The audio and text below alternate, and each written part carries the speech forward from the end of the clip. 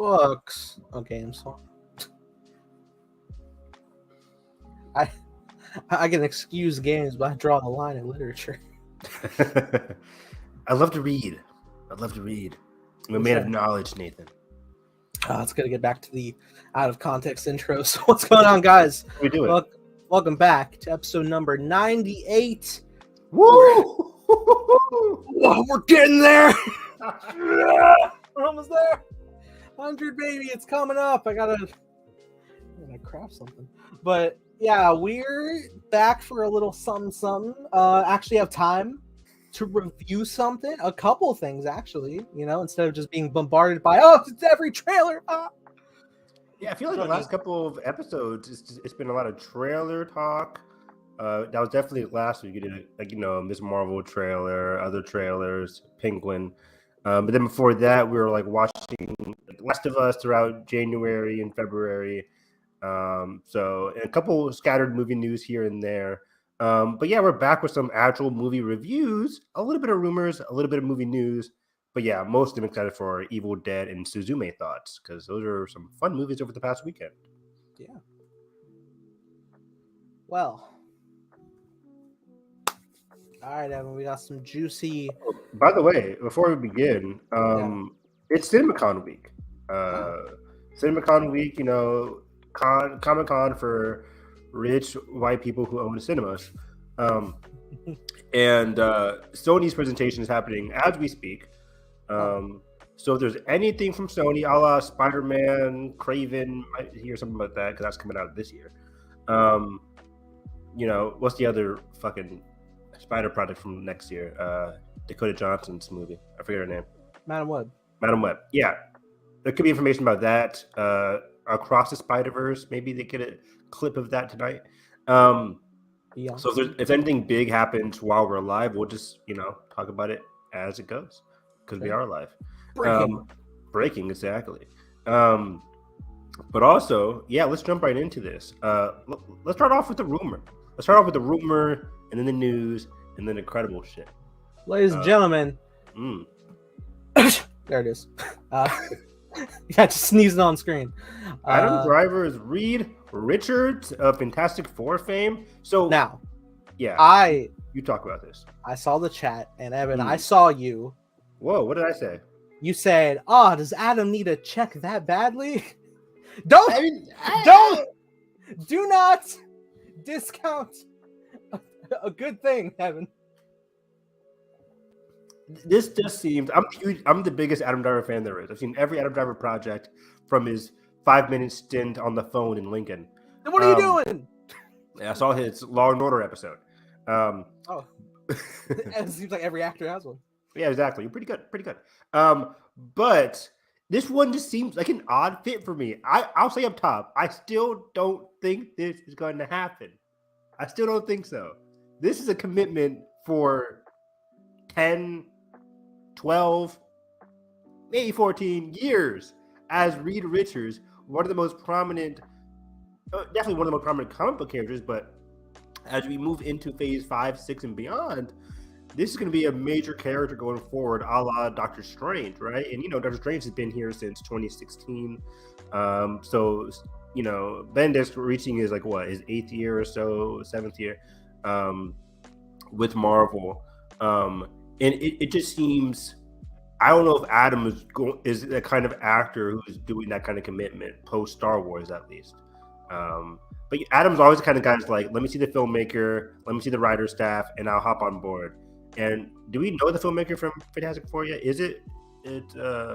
We don't know, right? We don't know the director. We just know the writer, Michael Waldron. Didn't we last year? It was Matt Shackman?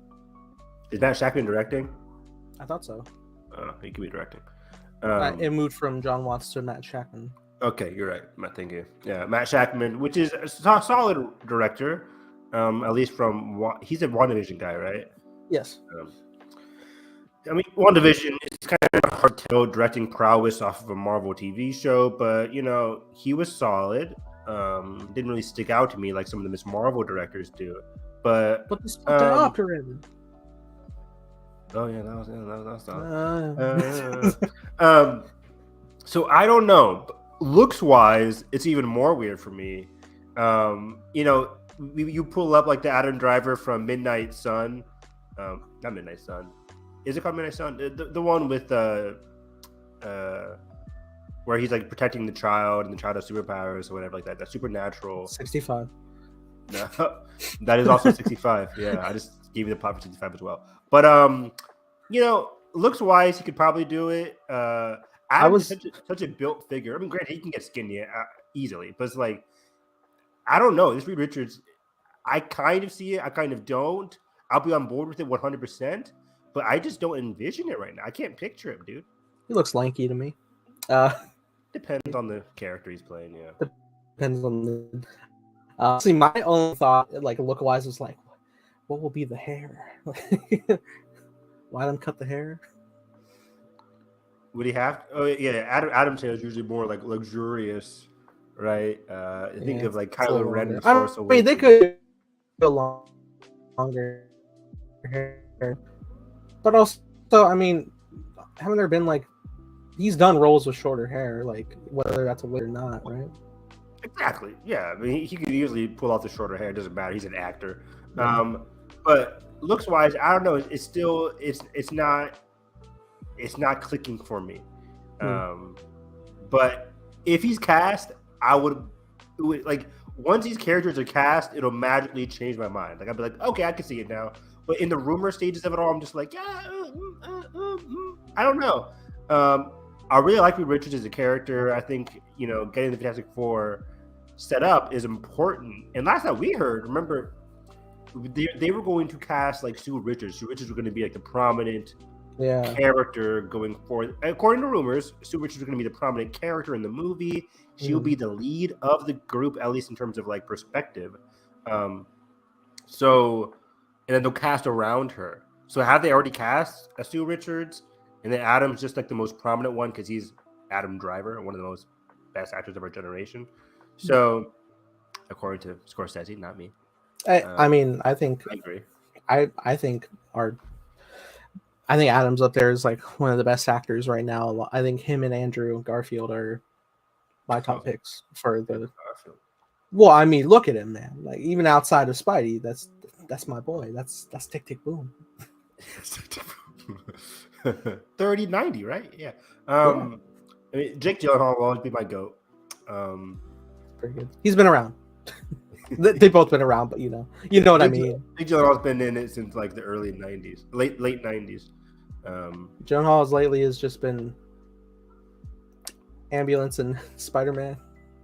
I just saw Jake Gyllenhaal in The Covenant this weekend. Pretty good. I really liked The Covenant. It was really I forgot I saw a trailer for that. I was like, oh, it's that one. Yeah, he was like, yeah, I got to bring him back home.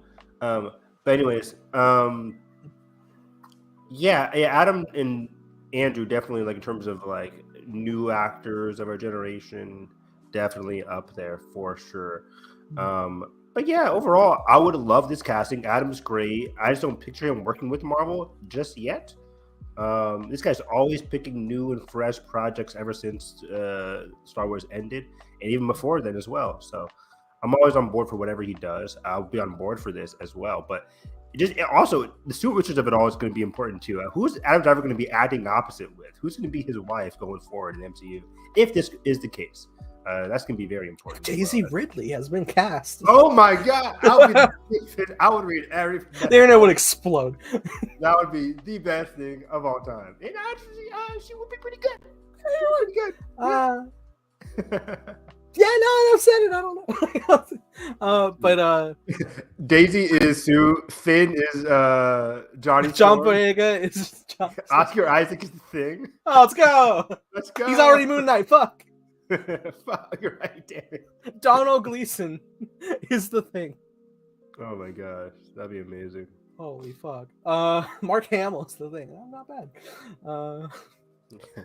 But well, okay, so in hearing this, I mean, you could cast Adam as fucking I'm trying to think of a random hero that doesn't make sense. But like you could cast Adam as like the smallest, most minute role, and I would be there 100% because I know he'll do great. I do think they could. I mean, just the fact that like he's worked with Disney before, and they've gotten the fact that he did do Star Wars. I think he's, not discouraged to do these level of franchise. It's just the fact that he hasn't really done something as big as Star Wars since. Per his choice, I'm sure. Was a fantastic choice for his career. Granted, I think he would still be doing a lot of big things, but Star Wars really jump spotted him into like the big actor because he kind of like stole the sequel trilogy along with Daisy and John. Yeah, but I do also feel like of any role to give him superhero wise for the MCU, I think Reed is one of the most rich characters they're about to bring into the fold, and I think it's one not only that would appeal to him, but I think not that other actors aren't as committed to the craft, but I really feel like he's going to be able to bring that sense of nuance and complexity that Reed carries with him to the big screen. That's a great point, Nathan. Reed Richards is a very complicated character, an underrated character, pretty complex in terms of his like social interactions. Like Adam kind of would nail that, like somebody who was very smart but lacks social interactions. Yeah, that's very much an Adam kind of role. But then there's a lot of depth to him in terms of like his rivalry, his competitiveness, his quest for knowledge. That kind of it's very interesting. But he's also he's so good natured as well. Mm-hmm. That's a very interesting aspect of Reed Richards. I think Adam could really nail that. But you're right. I think in terms of upcoming actors or upcoming characters to the MCU, outside of X-Men, because that's a plethora of different characters. But I think Reed Richards, Doctor Doom, these are going to be very prominent characters moving forward. So they're going to be very high-profile casting choices. This is an interesting point as well. Is that some people were fan casting him to be Victor Von Doom as well, and it's a testament that he could definitely deliver on both fronts. It's crazy, right? Where an actor like Adam can work in two polar opposite characters in terms of the villain and the hero. But now here's the thing: because now we have him as Reed, you really got to cast somebody that can go toe to toe with his acting prowess for Von Doom. Yeah, who do you cast? Don Cheadle? No. Jeremy Irons. Too old, unfortunately. But, a younger Jeremy Irons would have killed that. Do they go? It's so interesting. Ben Affleck is Dr. Doom. Like the Latveria casting of it all. It's a made up country, right? Yeah. But do they get somebody from like Middle Eastern? They could pull that off. I am blanking as to the heritage. Yeah, the heritage origin. So I'm sure things have moved around because everybody, like 90% was white in the 60s. But... right? But then people are always so like, well, actually, this person should be. It's like people pull that card all the time. Why isn't there a White Panther? Stop. Oh boy. Delete. But yeah, somebody going toe to toe with Adam, but has to be Adam's villain. That's so interesting. Ladies and gentlemen, Scarlett Johansson is back as Victoria Von Doom. Hell yes. That's toe to toe. If they gender bend Dr. Doom, that'd be wild. It'd be wild. But yeah, Seth Rogen. I'm not sure. I think he might be the thing, if anybody. Come on, Mr. Fantastic. It's clover time. Stop. I can't do it. That would be interesting casting for Ben, though, for his thing, because, I imagine they're definitely going to want to go for a Jewish actor moving forward for Ben Grimm. But focusing on Von Doom, I don't know. I'm trying to Adam Drive. Andrew Garfield. We don't think Victor Von Doom, Dr. Doom, is going to be in the first movie, right? Or at least he has to be. He has to be in the movie, though.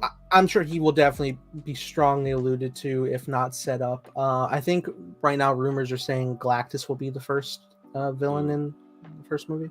Which is so big, but it kind of makes sense given the cosmic nature of Phase 4, 5, and 6. Yeah, it's definitely going to depend what they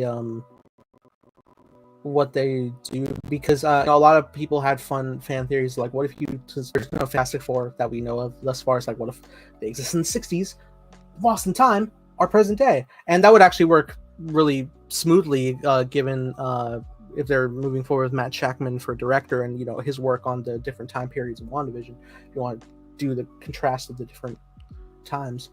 Yeah, that would really work. I mean, that's been a rumor for a hot minute, right? That's what I always kind of bought into, but people always say like they scrapped that idea, or they're back onto that idea, they scrapped it, so they're back and forth on that rumor. But I would be on board for it still in 2023. Yeah. I would really like that kind of. But we have seen out of time heroes a lot these days. Name them. Name all one.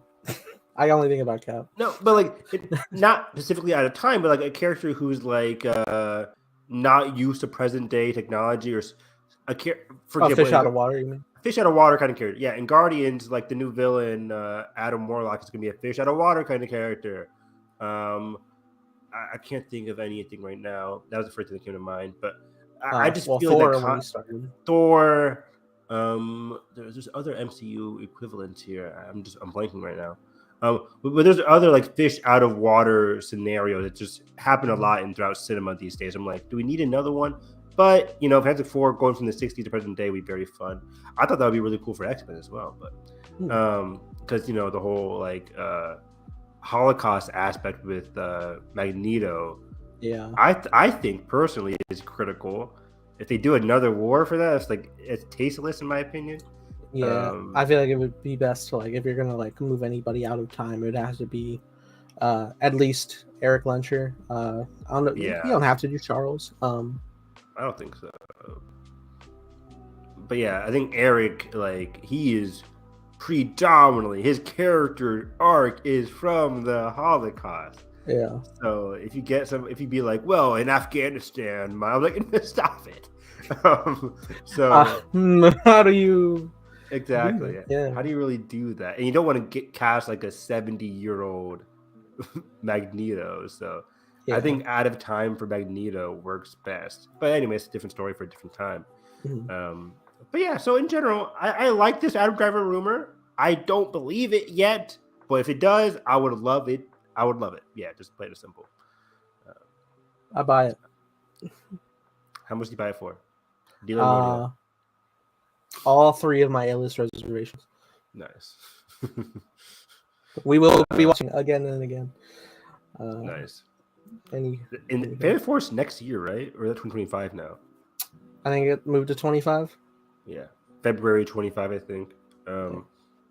Everything's definitely moving back a little. I think. I think we'll probably get a clear update come this year's Comic-Con. Yeah. Oh, I forget about Comic-Con. E3's gone. E3's gone. I'm like, what? Is there any other summer convention? Oh yeah, there's Comic-Con, I guess. The big one. The big one. Comic-Con should be fun, even though Marvel doesn't have much to say. I guess they have next year's stuff. The Thunderbolts, Blade, Deadpool. Remember how broken our brains were from the last Comic-Con announcement? So it was like 2 Avengers in the same year. Oh! Yeah. Go live now. Push it. Launch.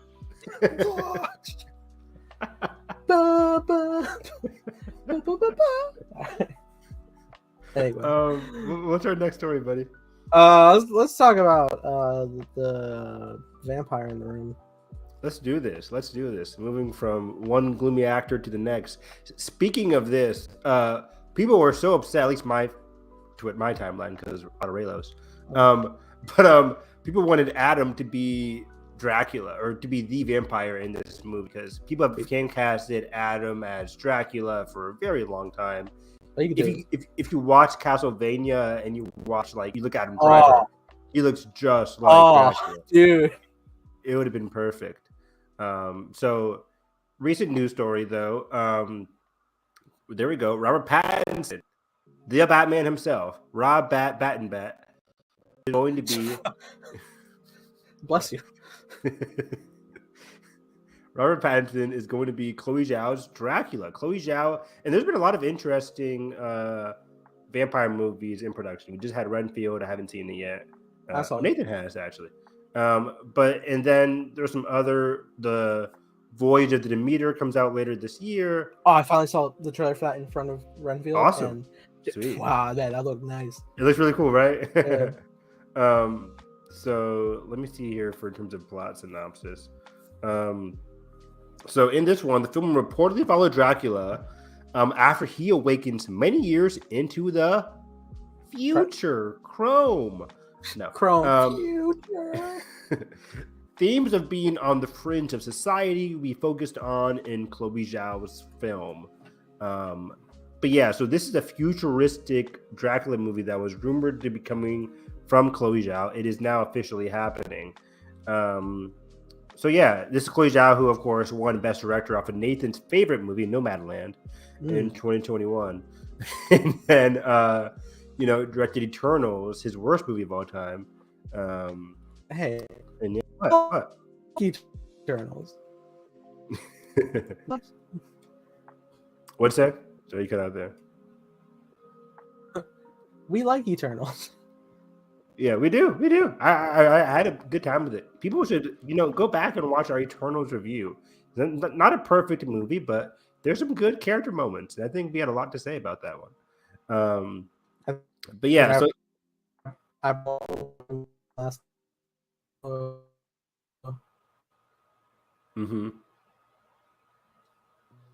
trying to see what else. Yeah, I don't think there's anything. Let me see here.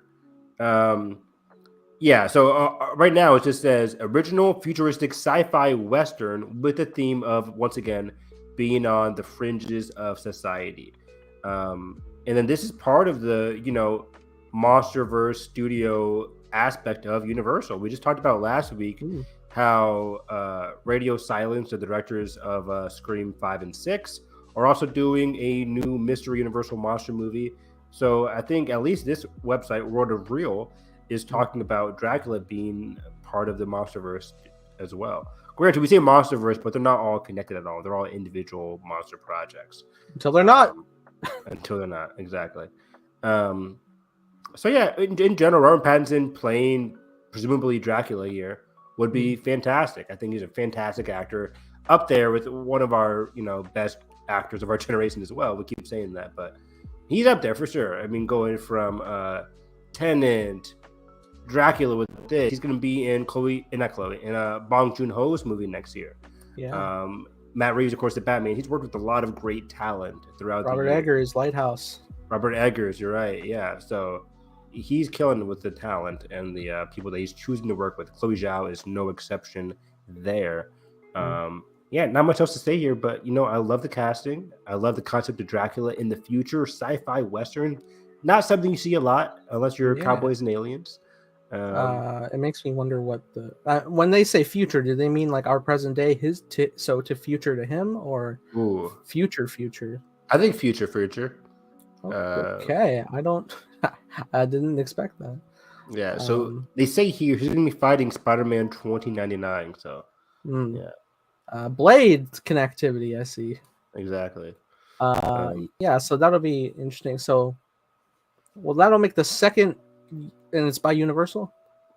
I believe so. So that would make the second Universal Dracula-related project that is just kind of doing its own thing and isn't necessarily horror-rooted. I mean, it probably will have those elements, but the fact that it is sci-fi western as the description. Yeah, it's a great point, because the last time a point-blank Dracula movie was the one in the 90s, right? Coppola's? Is that Coppola's Dracula, right? Bram Stoker's Dracula by Coppola, yeah.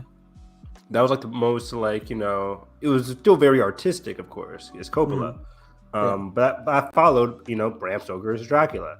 Everything else since has been very much like Western, as we get here, or Dracula Untold, action movie.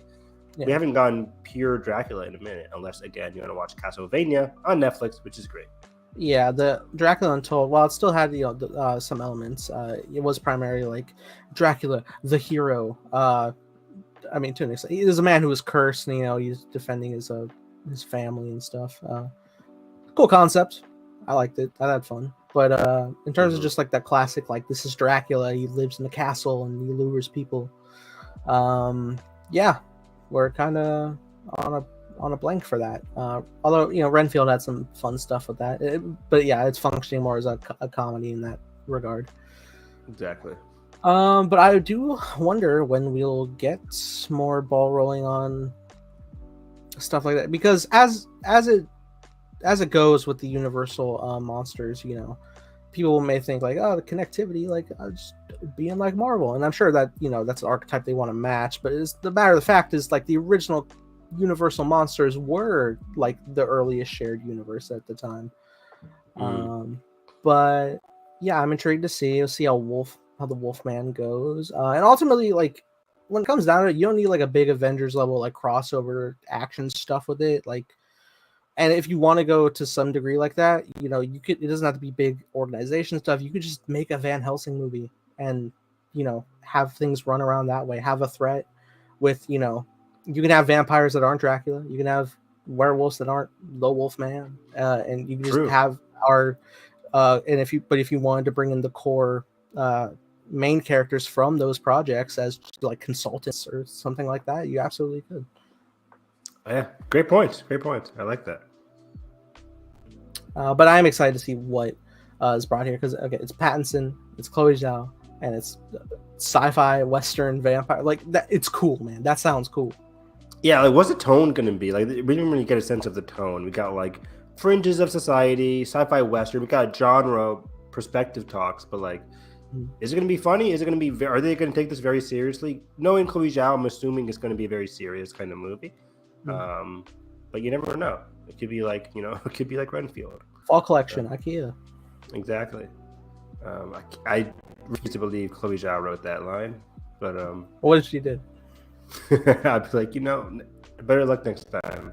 Didn't she win an Oscar for writing, or was it just directing? She definitely won for director. I don't think Nomadland won for writing.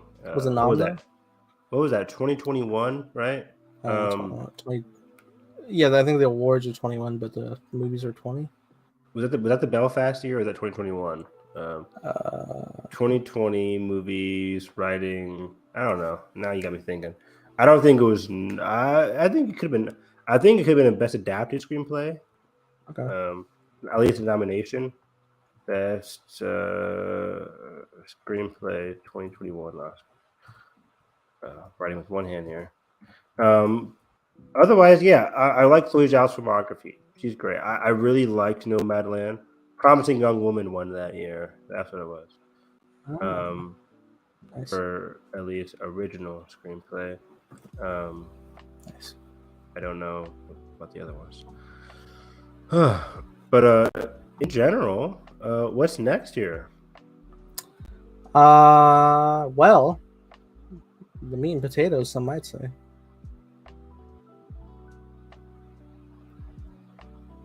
Woo! All right. Yeah, so we had a title reveal. Oh, yes. The new Godzilla Kong film, which won't be versus, it'll be Godzilla X Kong, or Hunter x Hunter, if you will. I think I heard you don't pronounce the X in Hunter x Hunter. Not at all. Godzilla Kong. I don't know, but yeah, that's coming up. There was a nice little announcement teaser of it, which may be given more than just the title. Yeah, so let's break this down. Do you remember what the title is for the viewers? The title is Godzilla X Kong. Now I feel bad saying the X. Electric Boogaloo. Yes, finally. No, it's called The New Empire, and I'm like, oh Your my god, New Empire. Yeah, I love somebody had the screenshot of Kong buying Godzilla. Your New Empire. It does sound like a Star Wars movie, doesn't it? It's like, oh, this is the Thrawn movie. It sounds so much like a Star Wars movie. Like it sounds very sci-fi. Wasn't the last movie just called Godzilla vs. Kong? Yeah. Was there anything else to it? I think it was just Godzilla vs. Kong. That's all you needed. That's all you needed, right? Yeah. Godzilla versus Kong, the rise of Mecha Godzilla. Exactly. Which is, that when studios have done that, The Amazing Spider-Man 2 in Brazil was called Rise of Electro. Oh gosh. Not the fall of Electro, apparently. But yeah, the New Empire, in this little short, 10 to 15 seconds announcement, we see Kong. That's a good minute. Pretty much minute. Wow. In the ending of Godzilla versus Kong, we saw Kong go back to Hollow Earth. Hollow Earth, yes, and he's sitting on the throne. He wasn't sitting. We didn't get to the throne. That was before. That was before? That was earlier. That was before Godzilla blew a hole in the earth and you're called right. him out. He sat down for like 5 seconds, then he was like, "Oh shit, I gotta get up again." Just fucking got it. Fuck. Human. So yeah, at the end of the movie, yeah, he's just swinging in Hollow Earth, whatever. But so now he's in his throne. He's basically probably in charge of Hollow Earth or like reigns of Hollow Earth, but we have no idea what Godzilla's getting up to. It was very interesting that Kong was kind of like the perspective that we got from this announcement. Like it looked like it was Kong's eyes, right? Just zooming in on Kong's eyes, and you see him sitting in the chair with a weapon of some sort. Evan, I'm so sorry to break this to you. That's not Kong, sir. That wasn't Kong in the trailer? No, not at all. Who is that? A new challenger. Oh, really? Wow. That's our villain. Really? What? Yeah. Did I miss something? Oh, absolutely, you did. If you want to bring up the teaser, I can help you. Let's do it. Oh, great. Now I got a screen share. Official upload by One Legendary Pictures. I think it's on Twitter. It's on YouTube. Twitter's faster too. Oh, is it? But can you 0.5 speed? Oh my god. Or can you mute it? I can't actually. Just trying to avoid copyright. Because the WB is going to bite us. On YouTube or on Twitter? Both. It doesn't matter what the source is. It's just... But at least on YouTube, we can like slow it and mute it. Oh boy. For everybody watching, look at this guy trying to be so against Twitter. Oh my gosh. What is this? I'm not against... Well, I mean, it ain't the best place right now at all, is it? What have you become? I mean, I got my blue check mark back. What are you talking about? I don't know. I tweeted at everybody. I was like, oh, buy check mark I definitely had. Yeah. Okay. Here we they go. haven't given it back, though. That's so weird. You're so right. You're sure? I swear to God, I thought you said you so right. And I thought it was You're so right. I thought it was a Gungan for a second. I was like, oh my God. Jar. Okay. You ready? So, I am not ready. Yeah, man. There we go. Oh, look at on the right hand side of my screen. Somebody says the new Kong villain explained. Did you watch this one? No, I think I watched a different one. I am subscribed to an actual like MonsterVerse dedicated channel. So, give me the link, buddy. I got you. Okay, here we go. Godzilla as Kong. 35 seconds. That was close. I said 10, 15. You said a minute. Muted. We don't need the music. Yeah, we don't need it. It's like nothing. Okay. No dialogue. They are against the man. This person's breathing on a throne, right? Am I wrong? That's a throne? Oh yeah, that is the throne. Overseeing like the bones and shit. The bones of Godzilla and Kong.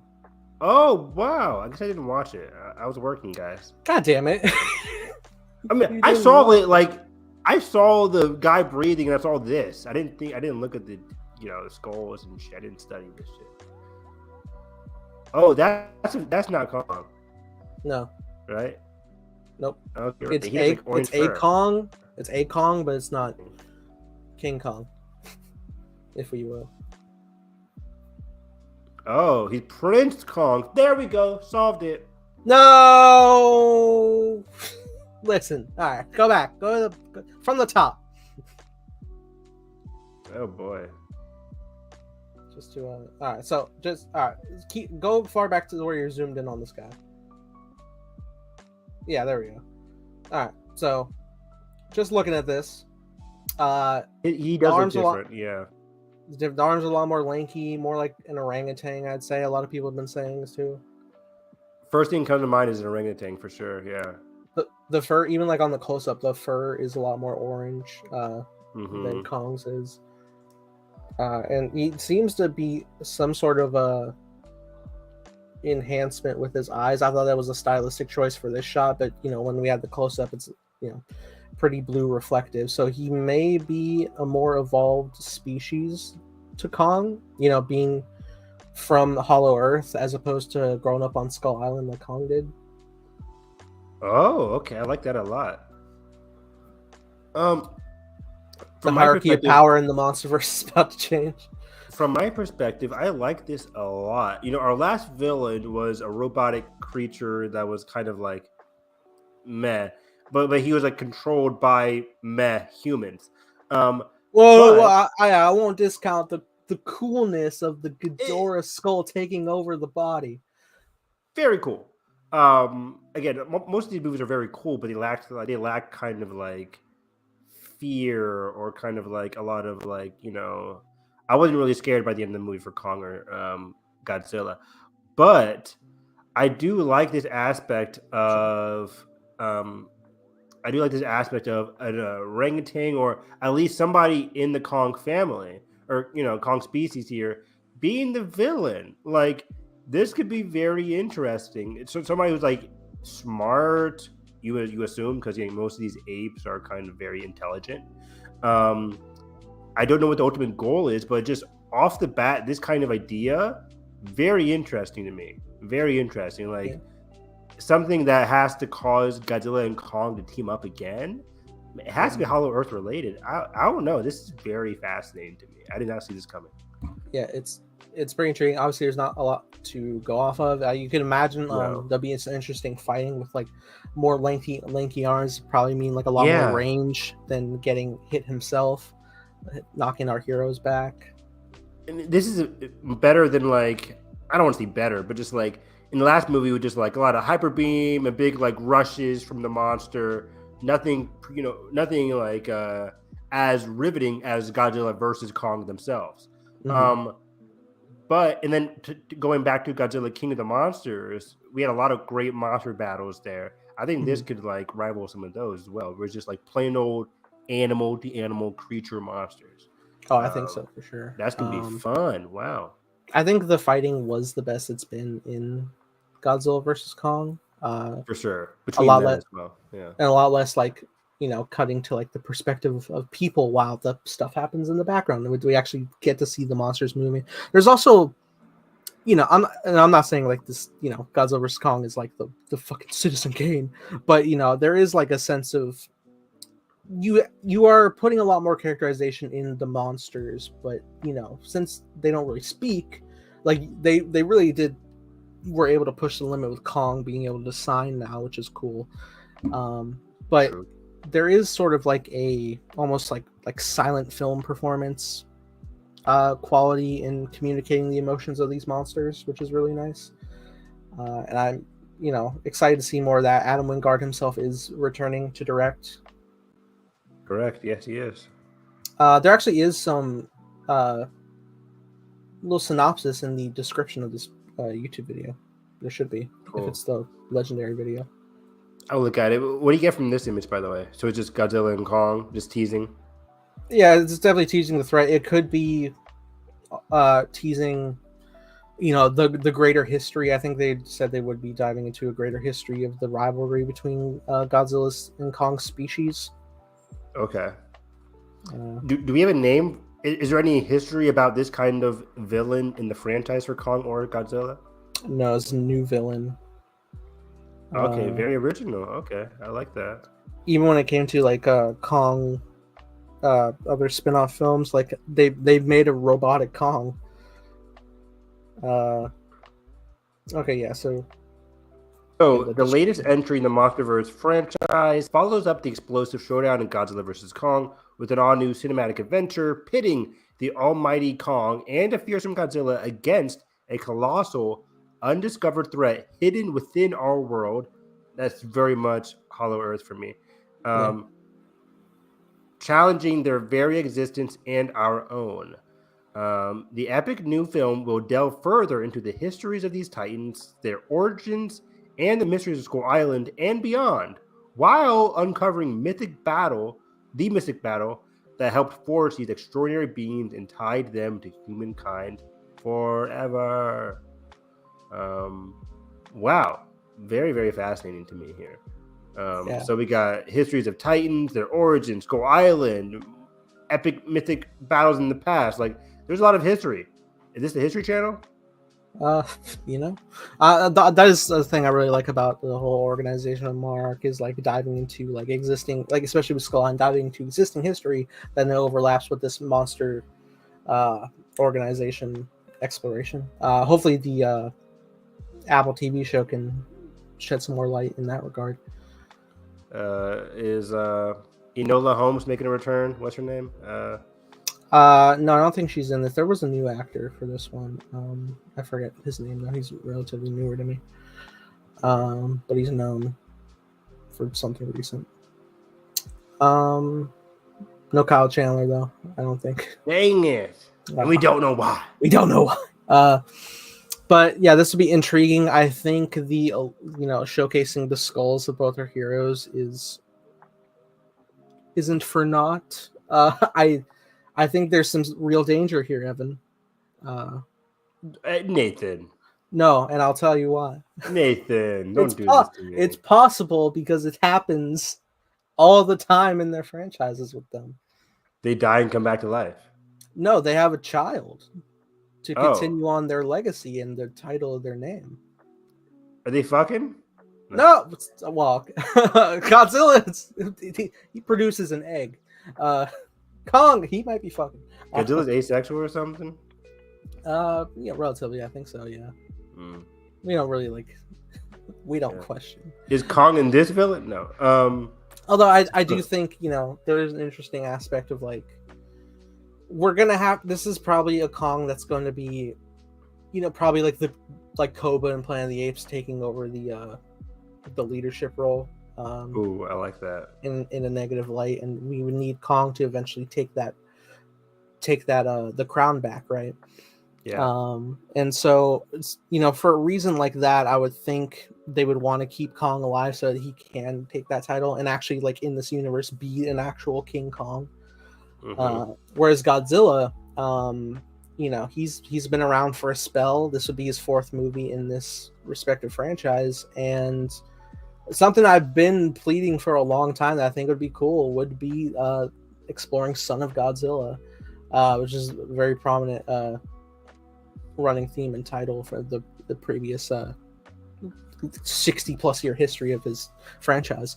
So I could see it by the end, if it gets that deep, we could have Godzilla go in with Kong. Maybe, we do weaken the villain, doesn't pan out, but this would have to be Godzilla's son is already born and being brought up. So that would be great to he enters the final battle with Kong. That would be cool. Okay. Oh, so you're thinking start this movie off with his son? Yeah, I think it could be cool. Because we rarely get it in Godzilla King of the Monsters. We did get to see where Godzilla lived. He was resting in a temple. But they actually ended up having to blow up said home for Godzilla to re-energize him with the nuclear blast with Serizawa. So I would be intrigued to see where he lives now. I mean, he often goes back to the water, but there's a prevalent thing in old movies was there was a whole monster island of which different monsters in the MonsterVerse convened and lived and existed away from the existence of man. So if they, kind of like Skull Island, but Kong wasn't canon in that much. Yeah. So they could definitely do, or if they wanted to make Skull Island itself a bigger haven for such a thing, that would be nice. I agree. So far, so good. I just became instantly more excited based off of your twist here that wasn't Godzilla or that wasn't Kong. Yeah, coming out next March, so we're less than a year away already. Yeah, and I hopefully maybe we'll get a little taste at Comic-Con. I don't know, because they're not shy. So. They're not shy of doing a full year out teaser. Although Godzilla vs. Kong took a while, but we're also coming off of a pandemic and they're figuring out their stuff. But yeah, when did we get that first trailer for Godzilla vs. Kong? I thought we got it a decent amount of time. It felt 2 or 3 months prior to release. They took their time. Godzilla versus Kong. But I am intrigued to see what this new Kong's abilities are going to entail. Yeah. Me too. Are we going to see anything new from Godzilla as well? I wonder what's going to be the new big thing from Godzilla. Well, it's tricky because they already like blew their load with the nuclear meltdown angle from his second film, which was Exactly. In the original films was how he was gonna die, or it is how he died before. So, but this new one came out January 21st. That was the first trailer for Godzilla versus Kong teaser trailer. I think that was the teaser. That was a teaser. Damn, that came out. Yeah. 2 months before the movie started. Yeah, man. So yeah, that's pandemic. It's tricky, man, because they really did they double blew their load actually, like both nuclear meltdown Godzilla and also they used the oxygen destroyer, which is what weakened Godzilla in that film. But that in the original first ever 1954 Godzilla, that's how they were able to kill him. Was basically like using the oxygen destroyer to remove all subsequent air from the water and knocking out the sea life in the general area, including Godzilla himself. That's wild. Do you think our present day has an oxygen destroyer machine? That would be wild. It'd be wild. It was wild too because back then that was the oxygen destroyer was made by a scientist named Serizawa, and it was used to kill Godzilla. But then in King of the Monsters, ultimately it was Serizawa's, and he had to sacrifice back then. And then this version of Serizawa sacrificed to revitalize Godzilla, the hero version. That is a beautiful like full circle thing in history. But yeah, I'm intrigued to see. I mean, he could just die in battle. You could just do that because it's not man trying to kill him; it's monster. So that's fine. That can work. It's wild because when it comes to Godzilla, they've hit like a lot of like the top dogs of his opponents already. A lot of them, yeah, and I can understand why. I can also see why they wanted to go ahead and put fucking Mechagodzilla in the last one because they're as we knew the box office returns weren't looking as pretty as they were hoping, so it was like our last chance. No, it brings up a good point, right? Like I thought last year's or 2021's, it's crazy how this came out in 2021. Damn. I know. 2021's Godzilla vs. Kong, I thought that was going to be the last one because, we had diminishing returns from the franchise, from Godzilla and from Kong. So I was like, we might not have a sequel here, but it made like 450 some, I think maybe $500 million. So especially in 2021, it surpassed Dune. It was one of WB's highest earning movies of that year. So it made sense that they want to do this one. And this one succeeds, goes above that, like $500 million threshold, comes out in March. Pretty good release date there. So we could get some good box office return.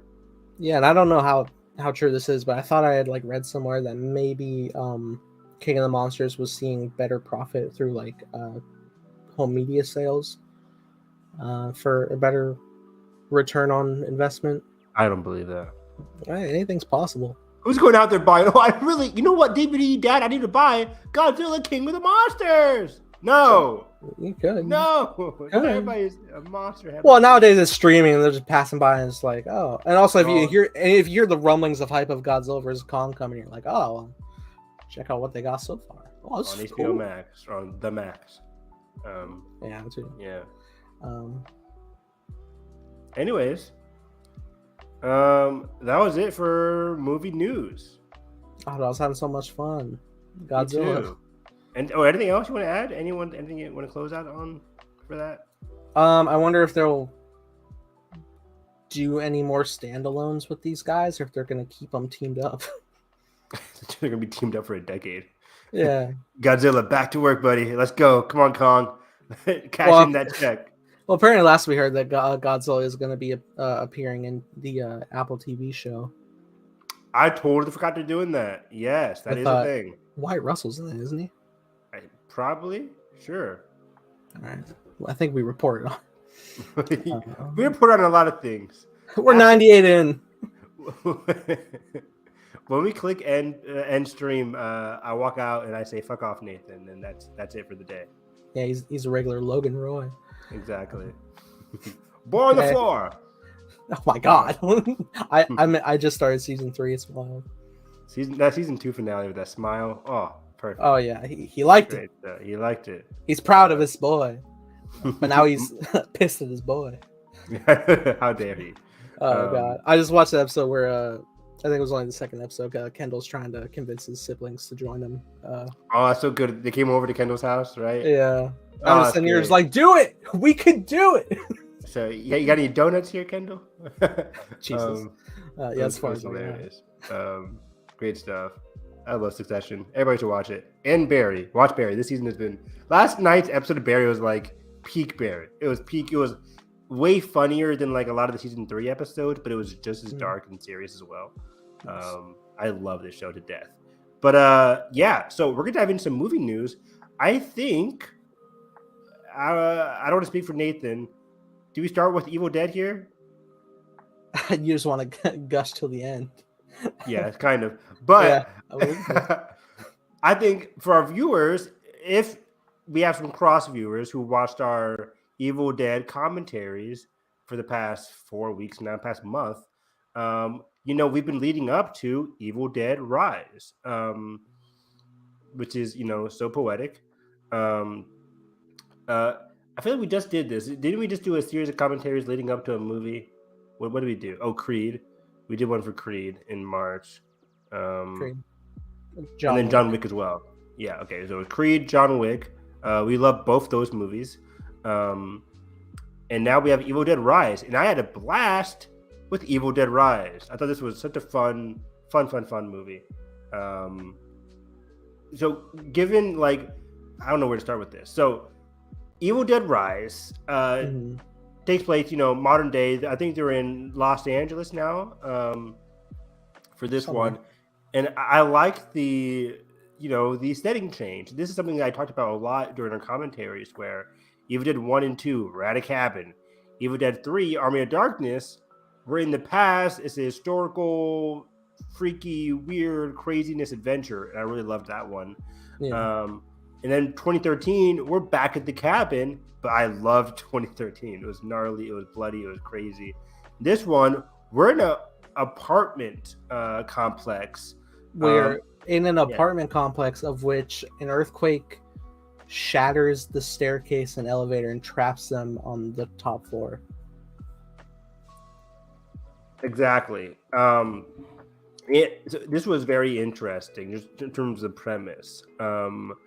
So let's just dive into spoilers here. So if you have not seen Evil Dead Rise, come back later, or if you have, like, stay stick here. But if you haven't, you guys can edge stream here or stay for Suzume as well, because we're gonna talk about Suzume, Makoto Shinkai's latest film. But Evil Dead Rise spoilers off the bat. I mean, I say spoilers because it's kind of hard to talk about this movie without getting into, like, what I love in terms of the horrific set pieces involved. Non-spoiler review is that, like, it was very fun, it was gruesome, it was cool. It wasn't as, like, gruesome as 2013 in my opinion, but or scary. Like, none of these films are really scary though, in my opinion. It's not really that kind of. It's horror comedy. It's a horror comedy franchise in a twisted way. Yeah, exactly. Like, there's a lot of, like, suspension of disbelief, of course, and it's like one of those supernatural horror films where there's nothing like it's not a Conjuring kind of movie, right? It's not kind of like a Shining, those kind of movies. It's very much balls to the wall, supernatural, crazy. It's more of a what the fuck kind of horror movie. You're just like, whoa, what is on my screen right now? That kind of thing. It made it I'll be honest, it made it kind of annoying to watch with general audiences who are, snickering and scoffing around me. Wow, really? Yeah, it's deeper just into your theatrical experience here. How was it? Well, I was crammed between everyone. I was actually almost a sold out showing, which was nice. Wow, that's cool. Usually. That was nice. A little bummer that there's no premium format for it at my screening in my theater anyway. But gotta get that Mario. Get that Mario dough. And Bo is Afraid gets the IMAX. I don't know. Ari Aster strikes again. Fuck. Gets the evening IMAX. Kind of want to check it out. But anyway, theatrical experience is just look, you're coming in for a horror movie. Yes. You of how horror movies operate. Stop, like, whenever a character is entering a scenario for the horror to begin, go like right next to me. Fucking stop. I hate that. Yeah, that's the worst. God, dude. It's like, yes, they're gonna do that. Yes, the child's gonna make a stupid choice. It's a child. Please fucking you won't have a movie if you don't let the movie be a movie. Wow. But otherwise, it'd be grinning ear to ear for a lot of these scenes because it's going full Evil Dead, and people are, pretty like, it's just like, oh, what the fuck? Like, it's just it was really cool. This one, I think the best part about this movie, and I tweeted this out after I saw it. I was like, I don't know where I can compare it between Evil Dead Rise. I haven't seen it having taken a few days to think about it. I still think 2013 might be my favorite of the bunch, but the highs of Evil Dead Rise here are extraordinary. I think Alyssa Sutherland, I think is her name, who played the mother. The Deadite mother? The Deadite mother, yes. Fantastic. I think Lily Sullivan, who plays the main character in Beth, also very, very fantastic. She plays, like, the main character, the Ash type of this movie. I think both are on par with Jane Levy's performance in 2013, which I was really captivated by as well. And I think just fantastic dual protagonists here. She's the antagonist in a sense. But either way, they're both really good. She had the ability to, like, portray that. One of the main things I liked about this movie was the familial element. All the other ones are like strangers, college friends, hanging out. The third it starts that way. There's a cold open. Oh yeah, exactly, right. Where it's like, oh, you get your classics, like, oh, like my cousin, but his girlfriend, whatever. It's like we're in the middle of it. We're in the middle of the cabin, and then shit has already hit the fan, which is really cool. It was really cool fake out. With it turns out to be a drone shot with the actual drone, but you think it's the entity in the woods, and you're like, we're back, baby. Yeah. But by the way, let there be known that it's not like forgotten. It's still present. It was just a fake out for that moment. Exactly. It's like the Evil Dead entity is still, like, there. But by the way, like, we mentioned how one of the core tenets of this franchise is that zoom in, like, that mysterious, like, you are like the entity kind of shot. Exactly. I don't really know what to call it, but it's really cool. It's a signature of the franchise. What I'll call it. The Raimi cam. And it was here, we had the drone fake out, but it was also shown a lot throughout the apartment sequence as well. Yeah. When really the entity is called upon, then it's a full force. Big time. But yeah, I love that the prologue was just very fun. Like, somebody's head getting, like, scalped. Scalped. Wow. And cool. She was still kicking. I was like, all right. She's like, I'm not moving. If that happens to me, I'm not moving. I mean, I think she went to go save her brother or whatever that was. She did, but I'm looking. I'm like, oh, your hair's getting in the brain. Oh, gross. Like, how are they gonna do surgery on that if they get to you? Yeah, you're dead. You just gotta go bald, right? Yeah, a little more than that. Yeah, a little off the top. Yeah. A little. You fuck your shit up, my guy. Oh man. It's like that short tease at the beginning where it's like, hey, you was coming head off with the drone.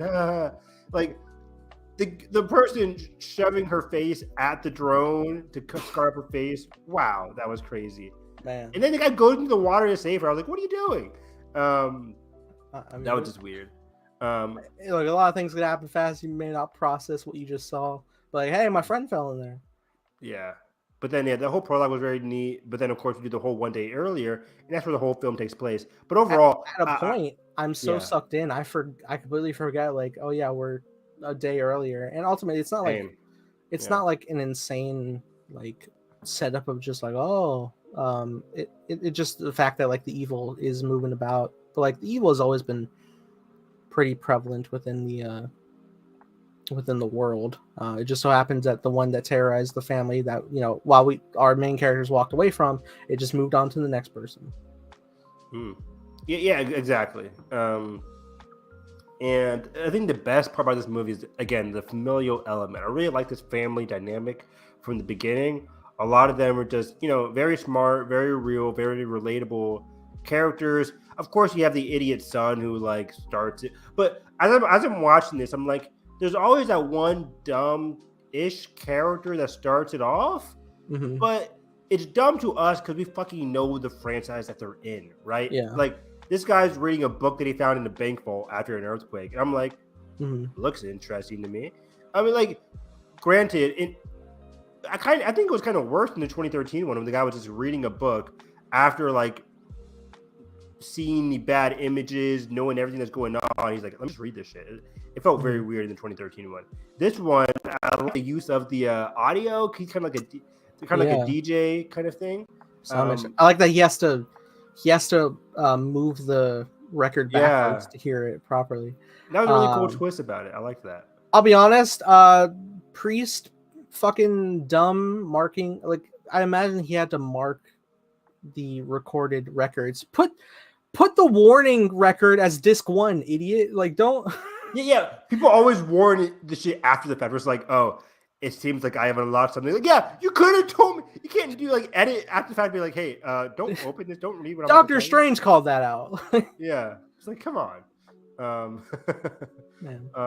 But what I was going to say though was like the brother. He was like, I think his name was Danny. I think I liked that he was listening to it, and halfway through, he stopped listening. He tried to shut it off. He tried to turn it down. Everything was good. Yeah. People online have been giving him shit over the weekend, like, oh, this idiot. I'm like, guys, first of all, it's a book. You don't know what's happening here. Secondly, they tried to stop it.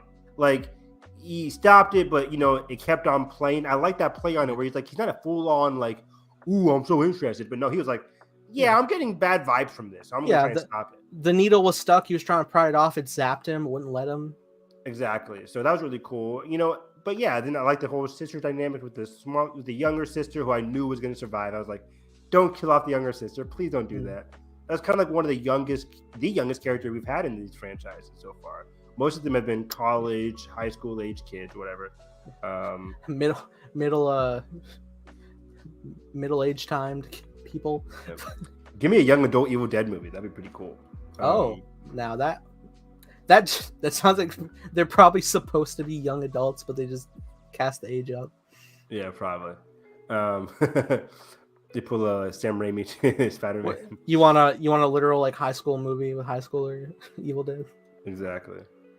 Oh wait, we have some CinemaCon news to talk about here real quick. Oh, something broke. Something broke. So quick pause on the Evil Dead spoilers.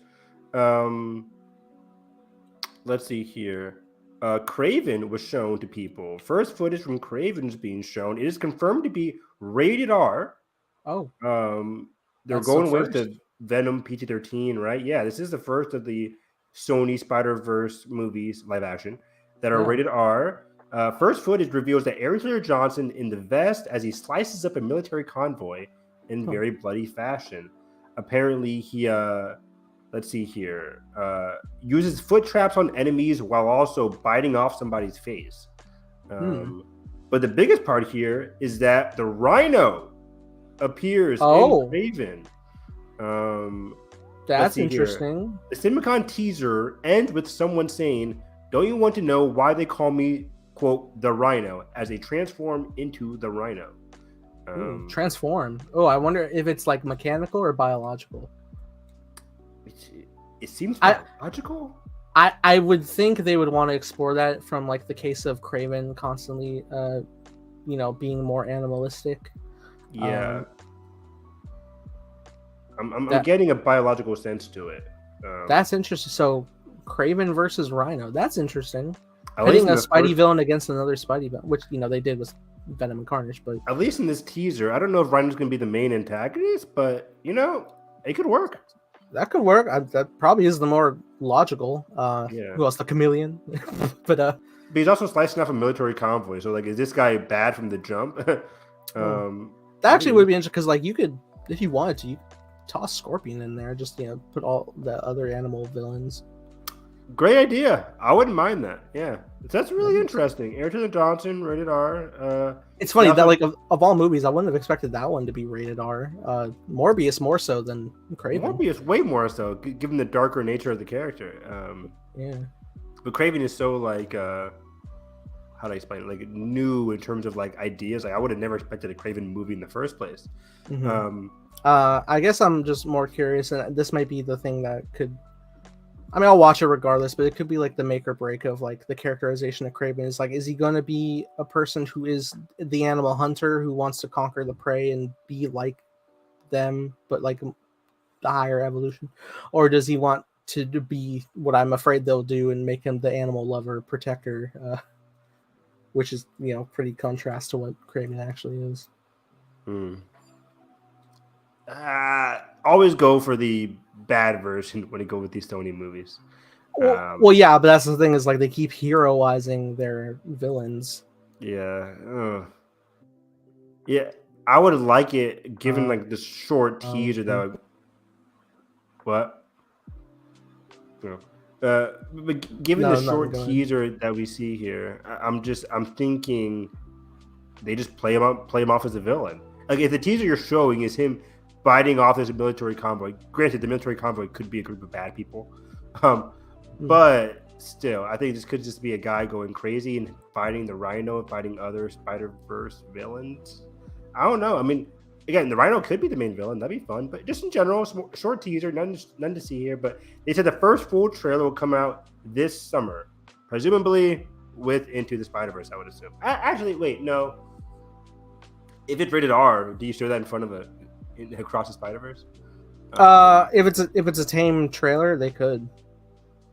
But there are there's like 20 Sony movies coming out this year, so yeah. I think probably exclusively in like IMAX Dolby theaters for like where they're showcasing all the blockbusters for the format.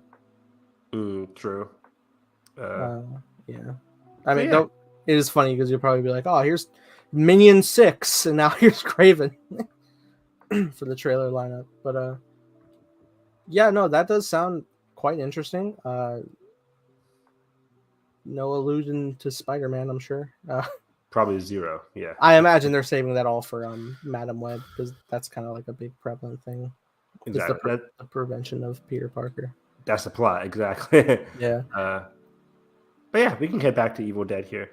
Do you think the Sonyverse is just like a franchise where like the villain of Madam Web succeeded in erasing Spider-Man? Yes, that'd be awesome. My God. But at what cost? That'd be really cool. Yeah. Sony higher ups doing whatever the fuck they want. Yeah. But yeah, back to Evil Dead. Yeah. So I don't know. A couple of the great set pieces that I liked, at least, was that eye hole shot. So this is after he turned into like the Deadite, right? Yeah. Just the whole hallway sequence with the eye hole, the peephole from the the eye hole from the doorway here.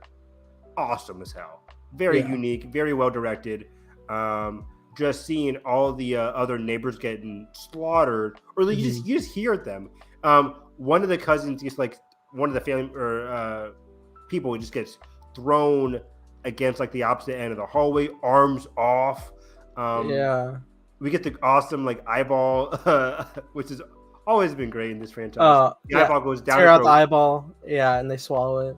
Instantly kills the other guy. Really cool.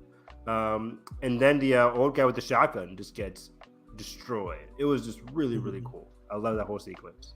God damn, it's so fun. It's just because every time you just like look back and she's just moving like so like nonchalantly, but also just like you could tell it's a force trying to drive a body like a vessel that they're not used to. Yeah. Just that unsettling nature. It's so good. Also, like, the initial capture of the mother in the elevator was very cool as well. Like, we're so used to seeing this in the forest with the, the weird trees. Because like they grabbed her limbs and I was like, not again. Me too. I was like, are they really doing this 2023? Are we doing like, what are you gonna do? But they didn't. They didn't do anything. Okay. Yeah. They just grabbed her. They kind of like shocked her, right? Am I wrong? No, they didn't shock her. It just kind of held her in place. Didn't really showcase the infecting, if that makes sense. Mm-hmm. It didn't go up or you know what. Yeah. that was scaring me because I was like, oh, it's gonna be like fucking electric shit. I don't know. Yeah, I was nervous too because I was like, this is a mother character, so if it goes inside of her, are we getting some kind of baby symbolism here? I was like, thank God they didn't go anywhere near that. I think they're doing that more with Beth, in terms of exactly. That was very interesting as well. I mean, and I like the dynamic, right, where she's a character, and this franchise isn't known for like the most in-depth characters, but I like the whole dynamic with this with Beth, where she's pregnant. You assume just like, oh fuck, some random dude probably. She got into an awful situation. She goes back home to her nearest family that she loves. Just hasn't been around them much, but they love her. So we had this very cool sibling relationship between Beth and the mother. Felt real. It felt very real. I really liked it. It makes it that much harder when Beth has to go against her sister. Towards the climax of the movie, similar to how in 2013 the brother, who I initially didn't like, ends up trying his damnedest to like bring his sister back to life. Like when we get those family relationships, it really makes for me at least. So yeah, I really like that dynamic, and then just her basically being a mother to these children, even though she's not a mother yet, she's like basically trying to be a mother by protecting these children. And the last words like the mother is able to say through like the Deadite version, just like, please protect my children. I really like that line as well, even though she fails 2 out of 3. It is like always a great story beat to do for like a person who would be facing parental figure, but they're unsure, they're not ready, and then they're like forced into. I mean, Spider-Verse is a strong one. Is that Peter didn't want to have kids, but then he goes on this adventure of Miles, and by the end of it, he's like, oh, do I want kids? Exactly. I was bringing it back around to your favorite. Always Spider-Man. But in general, I liked a lot of the killing sequences. One of the sequences that I really liked was when the mother like looks up in the vent, and it's like a super scary thing where it's like she leaves a peephole, or she leaves like the hallway. You're like, where did she go? They can't find her. But also at the same time, the other sister has been corrupted, but she has like something happened to her face, right? And she's covered in that blanket, and you see at the corner of your screen just her following. It was so cool. I'm like, like turn around. It was crazy. It's like you can't see the face, you just see like the blanket of the Deadite sister there. Meanwhile, the mother is like climbing through the vent as Beth is listening in on the radio, and she sees the reflection as she crawls through it. Just that shot of the camera looking in Beth's face, but her crawling down in the background. It's been done before, but it was a very cool shot. I remember the shot from the trailer, but like while watching the movie, I completely forgot about it until it happened. I was like, oh no, that's right. That was so cool. So very cool. Yeah. In general, Lee Cronin's direction throughout this whole movie, and that's been the best part about this franchise in general. Lee Cronin, Fede Alvarez, Sam Raimi, very distinct directors, but they got a lot of great set pieces and a lot of great acting from their direction. Really cool. I especially love, and it's probably with all of them, but like the fact of when shit starts to happen to them, there really is no rhyme or reason behind it. It's just something that happens, and that's kind of the thing with them, with the evil, is that it thrives off of chaos and driving their victims mad. Exactly. And I felt so bad when the sister, because I thought the sister going in was going to be like the last survivor along with Beth. Didn't know it was going to be the little sister, but the big sister here, she gets scratched in the face. I'm watching it. I'm like, oh no, she's done. Because what I hate about this franchise is that if any of them scratch you, spit on you, or anything, you're basically screwed. You're marked for death. There's nothing you can really do about it. And she got scratched. I'm like, oh damn, she got taken. And then it like sprouts along her face. Her eyes start coming out with black blood. Her mouth starts having black blood. And then she's in the kitchen. And I'm just like, where's everybody else at? Like, come on. I would put everybody in one room. We're all watching each other. Fuck that shit. Conjuring 2 style. Basically. We're all not leaving this room. We're all sleeping together. And yeah, the whole kitchen set piece was really cool. For some reason, by the way, in the promotional material, they were like, oh, the cheese grater. Oh, the cheese grater. Watch out for the cheese grater. And then you watch the movie, and the cheese grater like scratches Danny's leg for a second, and that's it. I'm like, was this the scene that they were talking about? I will say my whole audience was pretty like, oh. Oh, really? Yeah, well, yeah, because it's a cheese grater in the back of your leg. True, which is just like, ugh, you don't really want that. I think it's more so just the common household items that you see every day, and then you apply it to like that intrusive thought of like, oh, if it came into contact with you that way, the more like squeamish side of our brains. Oh, yeah.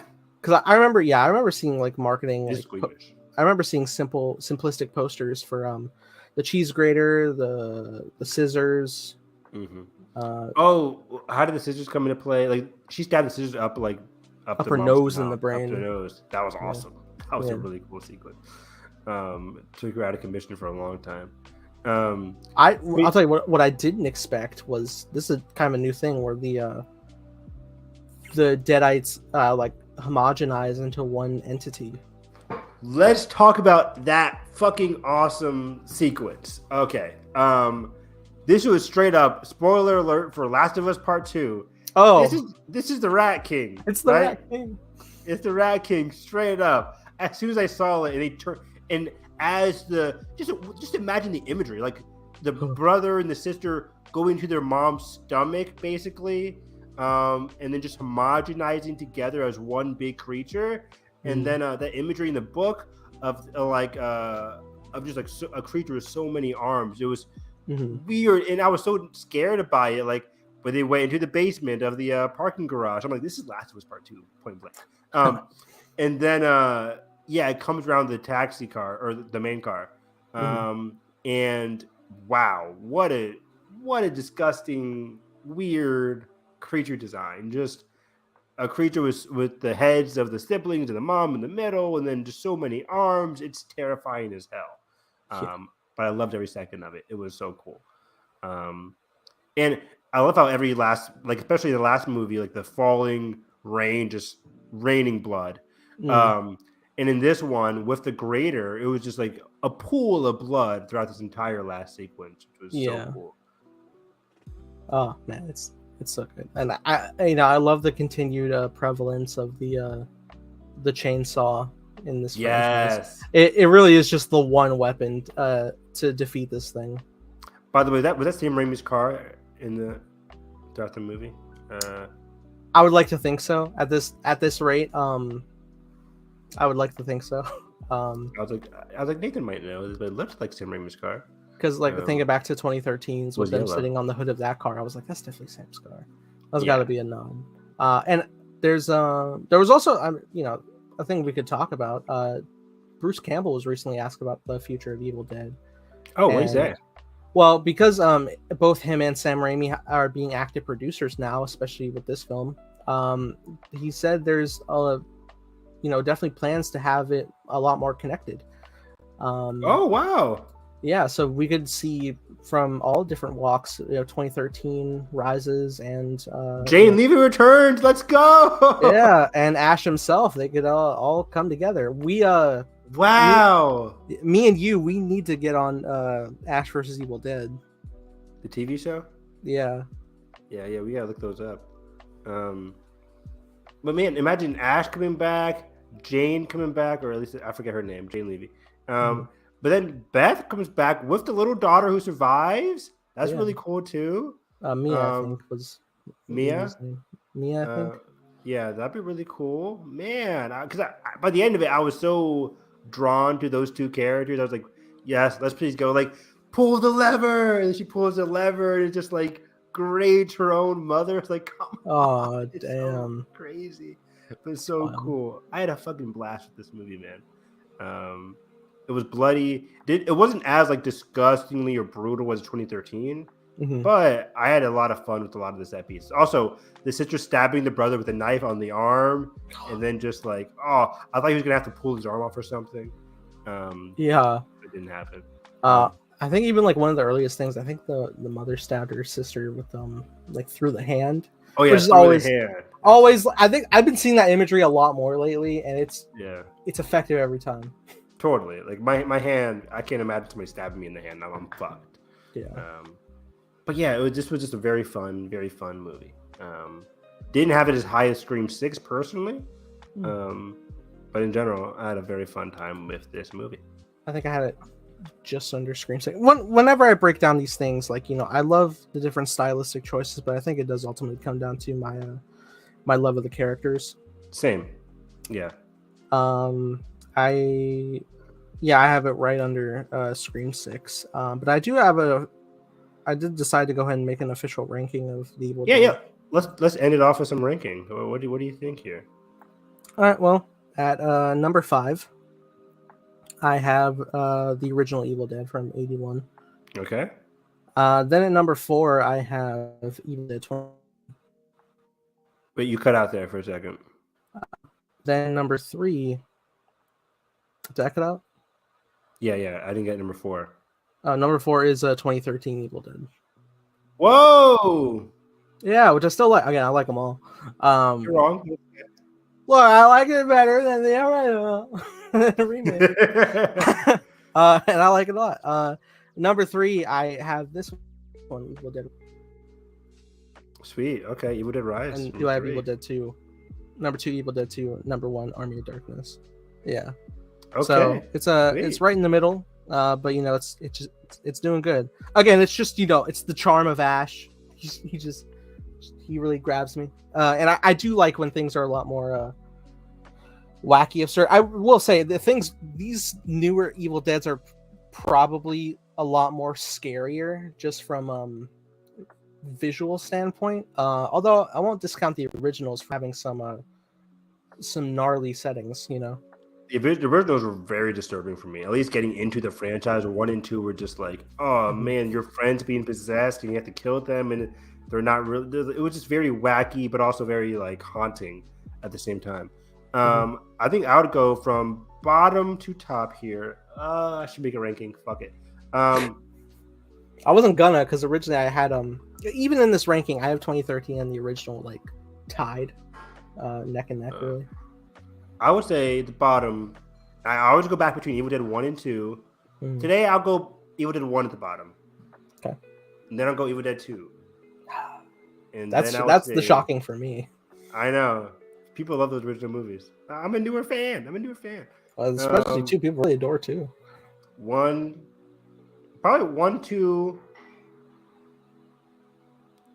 2, Evil Dead Rise, Army of Darkness, and then 2013. I was so shocked how taken you were by 2013. There's rain. Blood rain falling. Don't you tell me about rain. Don't you tell me. I was watching Evil Dead Rise. It was raining. I was like, oh my God, I made it. Oh yeah, I wanted to tweet you in the theater. I'm like, yo, there's some good rain in this movie. Rain. This Evil Dead series is really good at like heavy rain. Heavy rain, thick rain, thick with 3 C's. But yeah, just that shot of like the overhead shot of her stuck under the car, and then the Deadeye crawling on the ground, cutting off her own arm, putting a chainsaw on it. Come on! It's pretty great. Too good. And then the whole bathroom sequence with the girl stabbing him with the glasses on, awesome. Yeah. I'll say the bathroom sequence of this one was really cool. Like they were, she was burning up. They're putting her in the tub, which caused it to boil. That was awesome. And just like her shrieking from holding up top, and the ending of it was really cool, where she just kind of collapses into the water. I was like, how the fuck did they do this stunt? Is it a deep tub, or is it like a open wall off like out of the frame that you can fall into? Because that's a risk. If you fucking go too far, you'll crack your head. You're cracking your head. That's a great point. Just in general, like a lot of the stunts in this movie in particular are really cool. I'm like, how did Alyssa Sutherland do all this? Like, man, she was on fire in terms of that performance and just nailing that mix between like a caring mother and a possessed demonic person just going off on her sister. It was great. Like it still had the comedy where like the Deadeye is just like firing jab after jab at the sister. Yeah. Calling it a groupie or something, a goopy, something like that. I don't know. Oh, there's a point where before the earthquake, like as the earthquake happens, they're coming back with a pizza and drinks, right? Mm-hmm. And the little girl, she drops the drinks, and I was like, inevitable. But then like the older sister, she dropped the pizza. I was like, you didn't have to drop the pizza. You didn't have to drop the pizza. Come it on. it wasn't that deep. And then they go, but it's funny because then they go back and the pizza's all crushed. Well, and you're all like eating the pizza. Okay, it's supposed to look crushed, but like with seeing how it looked prepared, I'm like, is it? I think it just looks that way. Like, there's some pizza that just looks that way. Like the cheese looked like consistent and just kind of like has like a char, sporadic. But it didn't look unsalvageable. What are you, a pizza critic? Yeah, well, I'm also saying like it wasn't my favorite kind of pizza that I would see prepared. But bottom line, you didn't have to drop the pizza. Yeah, I agree. It was very funny though. I was like, and then you started eating like the leftover pizza, just like I'm having a little bit. But apparently, in terms of thinking about this interconnective tissue of the franchise now, there appears, I think Christian, our boy, was kind of like throwing out the idea about there are clearly different books, right? There's different books in this, apparently there's like world. 3 books. Yeah, I would say the one in 2013 is different than Ashes. And then this one was a new one. This one is definitely, because the pages were like, oh, we haven't seen these before. Like these were all different rules and different imagery. Yeah, but all the same, they're all bound in human flesh and inked in blood. Yeah, all opened by weird fuckers. You got Priest in this one. Yeah. I don't know if 2013 delves into like who originally had those books. I forget who it was. Again, I really want to jump it because it's 3 whole seasons of Ash versus Evil Dead, and I want to see what the journey is. Are we watching 3 seasons of a show on stream? I'll do it. Edgar did unfortunately say that the show's gonna end on a cliffhanger. Then I'm not watching that. But no, because if they're gonna, I'm not watching a show that ends on a cliffhanger that never gets resolved. If Ash is coming back potentially, then I think we'll be okay. That's bullshit. There's no way they're gonna continue off of a underseen TV show that hardly anybody saw. I mean, it's all Evil Dead. They've seen it. The people that are making the sport, they've seen it.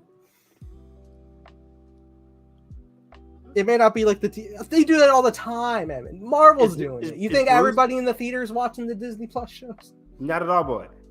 Is Bruce the main character of the TV show of Ash vs. Evil Dead? Yeah, he is. I think him and 2 other people. I think it's a trio, but yeah, he is. I'll look it up. Evan, I got it for $2 on. Oh my god! I really did. 3 whole seasons, $2. Aren't these shit like 45 minutes each or something? Oh, maybe. You're looking at it live. Comedy series on Netflix?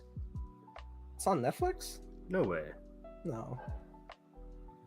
Well, why is Google showing me Netflix? Okay, never mind. Yeah. You got your VPN on? I don't think so. I do watch BB Can. Oh, these are 27-minute episodes. Okay. Oh. Okay. 3 years later, Ash Williams, a demon hunter, is back to battle a new Deadeye plague. 3 years later?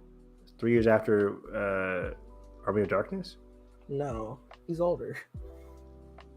Are you reading like a later season synopsis? It said season 1.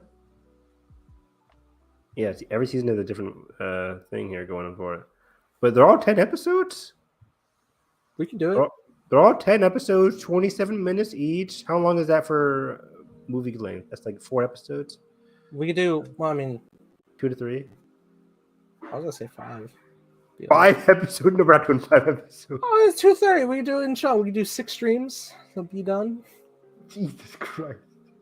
What's 28 times 5? 28 times 5? Okay. 28 times 5, 140. 40, yeah. That's like 2 hours and 20 minutes. 2 hour and 20 minute movie. It's not our longest commentary. No. Damn it. Yeah. We got him. ladies and gentlemen. Hey, the first episode's 41 minutes, so That's fine. A longer premiere. I'll commit. Man, we should watch it. We should do a show with Barry. That'd be a fun as. Jesus. He gets heavy though. But anyways, Oh, that would be so fun. We're sitting there, it's like, oh my god. that's something we could definitely plan for the summer. Evil Dead, Ash versus Evil Dead stuff. Yeah. I would definitely be on board for that. I really like that. So yeah, right now it just says Hulu Premium, Stars, Amazon Prime, Roku. Again with the Netflix. I guess it must have been on Netflix recently. 99 on Rotten Tomatoes. Wow. This is a very successful show, at least ratings wise, or at least ratings wise. I don't know how many people watched it, but probably not a lot. It only got 3 seasons. Only? I mean, that's nothing to shy away. Succession got 1 more. Barry got 1 more. Anyways, It's 4 to the threshold. Then you've made it. Exactly. I believe it stops at 3. I'm blaming you. What a note to end on, and I'll leave it at that. Yeah. Let's end our Evil Dead series spoilers. Let's get into Suzume. Woo! Ass. No. This movie sucked, Nathan. Oh my god. Someone sat in my seat. I had a bad view. No.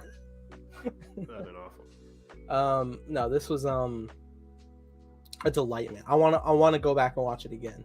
I want to see this movie again and again and again and then again. This is one of those movies where as soon as it comes out on Blu-ray, I'm going to Target or wherever and just buying the Blu-ray on the spot. This movie spoke to me. This movie is fucking incredible. It's a lot of fucking for a PG movie. Yeah, I know. Sorry, guys. Sorry, I apologize to the kids that were there. No, I'm kidding. Overall, dude, Makoto Shinkai has delivered some of my favorite movies of all time. Your Name is a top 10 movie of all time for me. I love Your Name. It's probably my favorite animated movie of all time. Weathering with You, fantastic. Just fantastic. That was my intro. Great mythological symbolism there. I love the characters. A little bit below Your Name, but Your Name's a super high bar or whatever. I've given 5 out of 5 stars to every single one of his movies. I think Weathering with You like a 4.5. Either way, he's done other stuff. He did Garden of Words, which I have not seen. Yeah, he's done at least another movie. He's done some shorts. Yeah, so I gotta watch some of his older stuff before Your Name, for sure. No, that's a commentary trilogy. That's a commentary. Yeah, we could both do that for the first time. Yeah. But just his affinity for romance is so rejuvenating and so refreshing. He's just like me. He's just like me.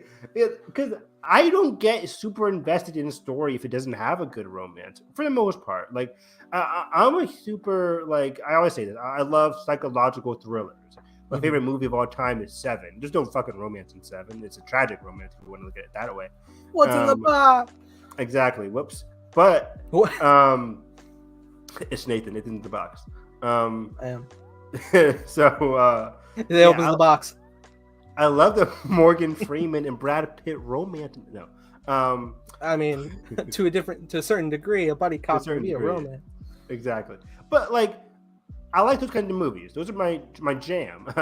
But romance really helps me connect with a good. I can even more so with the movie. My favorite movie this year is Riley. It's a romantic comedy that I loved on Hulu. But anyways, this movie, it follows the romantic relationship. How do I say this? Framework that Makoto Shinkai is known for in these movies, with Your Name, Weathering with You, and this one. You know, boy meets girl, but then like the connection grows throughout the movie. It's a supernatural event bringing the two together, unbeknownst, and you know they have to understand what's happening while also building a rapport between each other. Exactly. And this movie was just so eye-opening and refreshing in terms of just like the outlook and the beautiful setting of that. I mean, of course, all of these movies have been located in Japan, obviously, but what I love about this movie is it felt much more of a reflection on the culture and landscapes of Japan than the other movies have.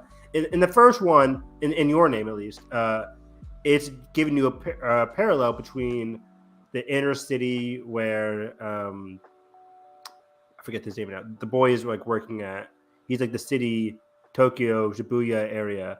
Right. While the girl lives like in the countryside, in like a smaller area of town, Mitsuwa, and Mitsuwa's theme, of course, very fantastic, by the way. And you get that kind of like landscape difference perspective there, whether you mostly takes place throughout the city. But this one, man, as we're going through this road trip adventure, this is like one of his most adventurous movies yet. We're getting so much perspectives about like abandoned memories and a feeling of longing throughout all the characters that she's coming across. It just felt so natural, so interesting to me. Every single character that she came across was so endearing and so important to her perspectives and her like outlook on life. It was just so awesome. But also, Suzume might be my favorite character from his movies. Already, I just love Suzume. Just a 16-year-old girl who is traumatized by like what happened to her in the past. This is a character that had a tragic incident with her mother. This is spoilers. So her mother died in what we assume to be like the people are saying like the 2011 earthquake in Tokyo. And by the way, I should have told Jalen because Jalen does not believe me. He kind of does a little bit, but at the beginning of this movie, when she's walking and then she comes across like her mother, I was like, "That's Suzume." You said Suzume. that, or I said that to myself. I'm not joking, guys. I'm not pulling a fib. There's no reason for me to lie about this. I called it, but I was like, "Can you just take things at face value for a change?" I don't. Can you be surprised? When it's a character that is like silhouetted, I'm like, why are they hiding them from us? Granted, it could easily just be the mother, and I'd be okay with it. It wasn't my dad, Hermione. It was me. Prisoner of Azkaban has fucked me. It's fucked me because I look at it and I can't take anything at face value in terms of past and present. I had no idea about the plot of this movie besides opening doors to save reality. I don't know if I keep you as critic with Salted on time, but I don't know. I'm gonna have a silhouette character, and you're gonna be like, "It's that's him." Nathan. I'll be like, "Evan, that's a turtle." Fuck. It's him. He mutates. He's him. He is him. But yeah, it's like the heroine here, Suzume, is a character that is traumatized about her past, can't let go of the past and her memories of her mother. That's affecting her relationship with her aunt and others around her in a weird way. But it was just very endearing, just the life lessons that Suzume has to learn along the way, the growth that she goes across, not only within herself and her relationship with her family, but also with the other main character, Sota, I think is his name. Suzume? Suzume, let me look here. Sota, yeah. Sota. And it was just remarkable how overprotective, the overprotective aunt who was like risking a lot to take care of Suzume throughout her life. Yeah. And then Suzume, like that relationship was just very beautiful, very powerful. That scene under like the gas station rest stop area was very awesome to me, but heartbreaking, but just very character driven. And then just having the demon or whatever speak through the aunt and her innermost. The Deadite speaks through the aunt and just like say her like her darker thoughts. Thoughts. And I like that the aunt says like, I'm sorry for saying that. It's not at all what I think, but I have thought about it in the past, kind of thing. Yeah. It was just like I'm not gonna act like I don't sometimes feel that way. Yeah. It just felt so refreshing to get the kind of talk in here. But overall, of course, the beating heart of this movie is the romance between Sota and Suzume. And I like how Mikoto Shinkai, like, like this is very interesting, right? This isn't one where like they're similar ages, right? He's slightly older, but They're both in school. exactly, yeah. Like he's in college, he's a third year, Yeah. or at least a second to third year, whatever. So she's like 16, 17. 17. He's like 18, 19, whatever. Could Trying to be be a worse. teacher like me. You just like me. He just like maybe that's why I love this movie so much. I was like, He built like Adam Driver. he's him. He really does. They did the American remake. But yeah, just the aspect also just like the nature and the symbolic mythological entity of it all. So first off, like in terms of mythology, this is very much me and Jalen elbowed each other because I got Jalen to watch Willow. Everything goes back to Willow for me, guys. But in Willow, the big villain of season 1 and the future seasons is this entity called the Worm.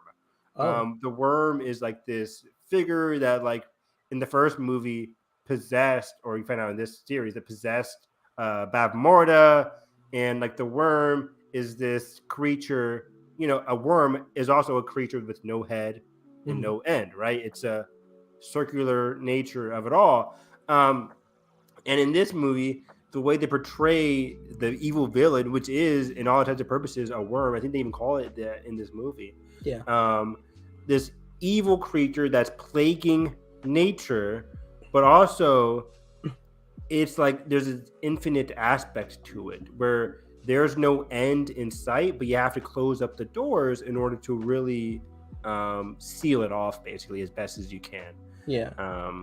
And in general, just that worm, the mythological symbolism of it all, in terms of like it's like an endless cycle of it all. I'm trying to think of other worm symbolism there.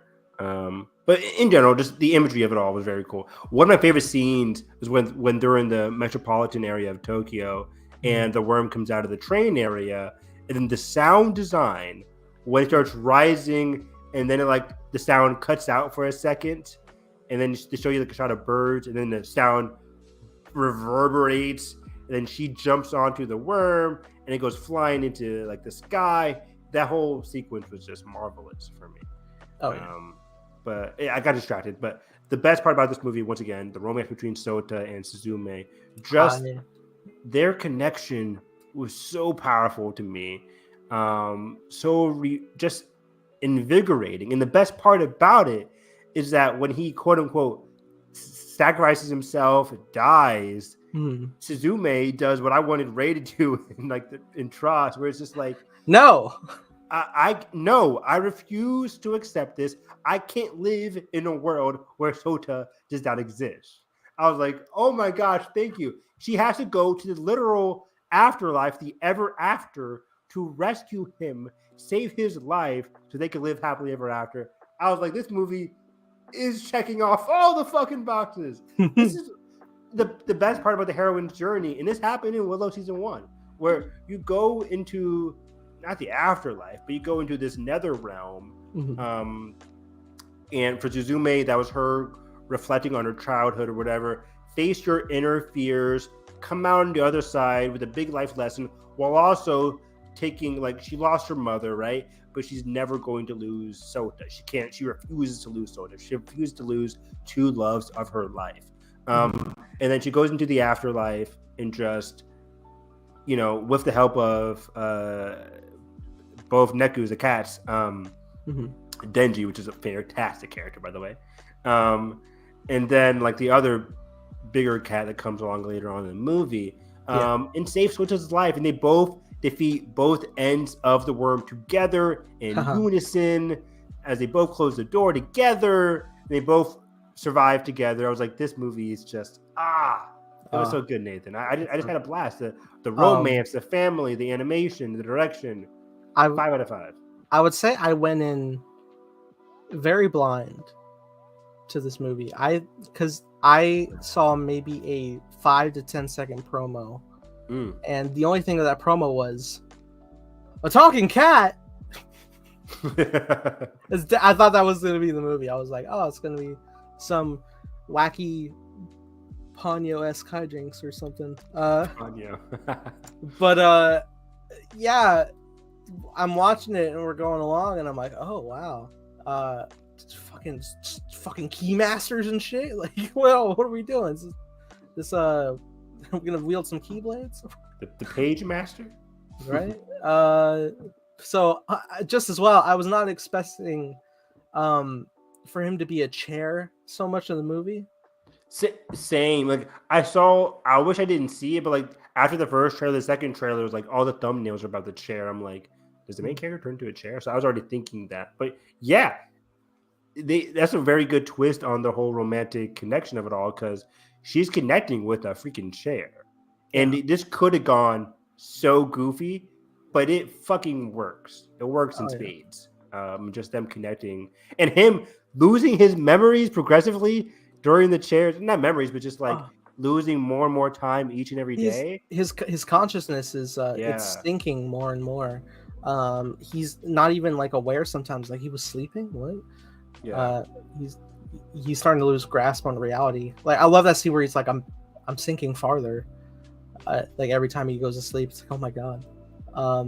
That was awesome imagery, right? When you're sinking down, you're just like, oh, I feel so bad.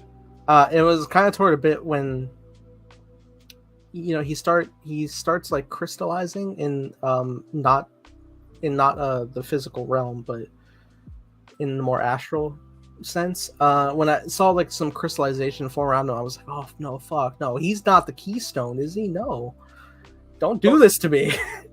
Nathan, I was worried, Bob. I'm like, they can't kill off this character, right? I refuse. And then Suzume is like speaking my thoughts, where she's like, I refuse to accept this. But yeah, I was worried because like we did the whole big sacrifice defeating like the giant cloud worm in the sky, and I was like, oh my god, that was the climax. But then we got a whole road trip.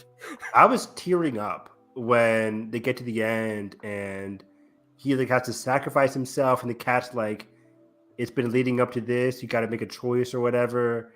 And then Sota says like, is this really how my life ends? I don't want to end right now. Something along those lines, where he's like, I don't want my life to end. I'm not finished yet. Something along those lines. And it just really spoke to me. I was like, this is a guy who doesn't want his life to end. He is gladly willing to, sacrifice himself for the greater good, because the thing's literally dropping. They have seconds. And he sacrificed himself. And I was just tearing up because I'm like, this is so heartbreaking. And just the whole tension in that scene with the cat just being like, there has to be a choice to be made here. Somebody has to. It is refreshing to like have that point of view where like the character is walking into a self-sacrifice scenario. And but majority of the time when we see it, it's just like, I have to do this. There's no other way. And usually, that is the sense, but they tend to be like accepting of their fate. Yes. So it is refreshing to someone just like, I don't want to. I'm so young. I want to be a teacher. I have friends. I want to live. I love this girl. That was the best part, right? Where you think early on, your perception of Soda is somebody who's like he's very caring, but he's also very dutiful, right? He's willing to do his duty that's been passed down from his family. So you can see him doing the self-sacrifice, and I'm like, okay, whatever. But you also come along the way, you learn about his best friend. His grandfather, Suzume. He does have 3 individuals that he really cares for throughout his life. So when this happens, you're like, oh no. That's why I was tearing up, because I'm like, and then he verbalizes it. He's like, I don't really want it to end here. I'm not ready yet. I'm just like, oh my gosh. And then her falling down from the sky, I was like, the score, by the way, just fantastic. Rad Wimps, R-A-D Wimps. They've been composing and doing the score and all the tracks for I was listening to it. movies. I was like, I'm going to not copy, but I'm gonna be so influenced by this score. Because it's so good. It's a lot of there's a lot of notes that are like pretty like simple and easy to code in, but they're so effective. Yeah, a great rhythm. Like the central theme, I can't really picture it right now, but it really hits throughout the movie. I listen to the Your Name, Weathering with You, and Suzume soundtracks now when I'm reading like Star Wars. I'm like, they're like constantly on repeat. Like all those scores very vibe together. Very very good melody. Nice. Yeah. I really enjoyed the design of the chair itself. I think it lends itself to a lot of character. The fact that it's only 3 legs, and just the Yes. sound design of him like running along with it, like it's so funny. Yeah, that reminds me. Daijin! Just fucking just running. Daijin, yeah. This had to be probably the funniest Shinkai movie yet. And all the comedy works. Just the idea of like the cat being chased by a chair and people being like, what the hell am I watching? But then people are clipping it because it's like modern day and it's like trending on Twitter, which is super funny.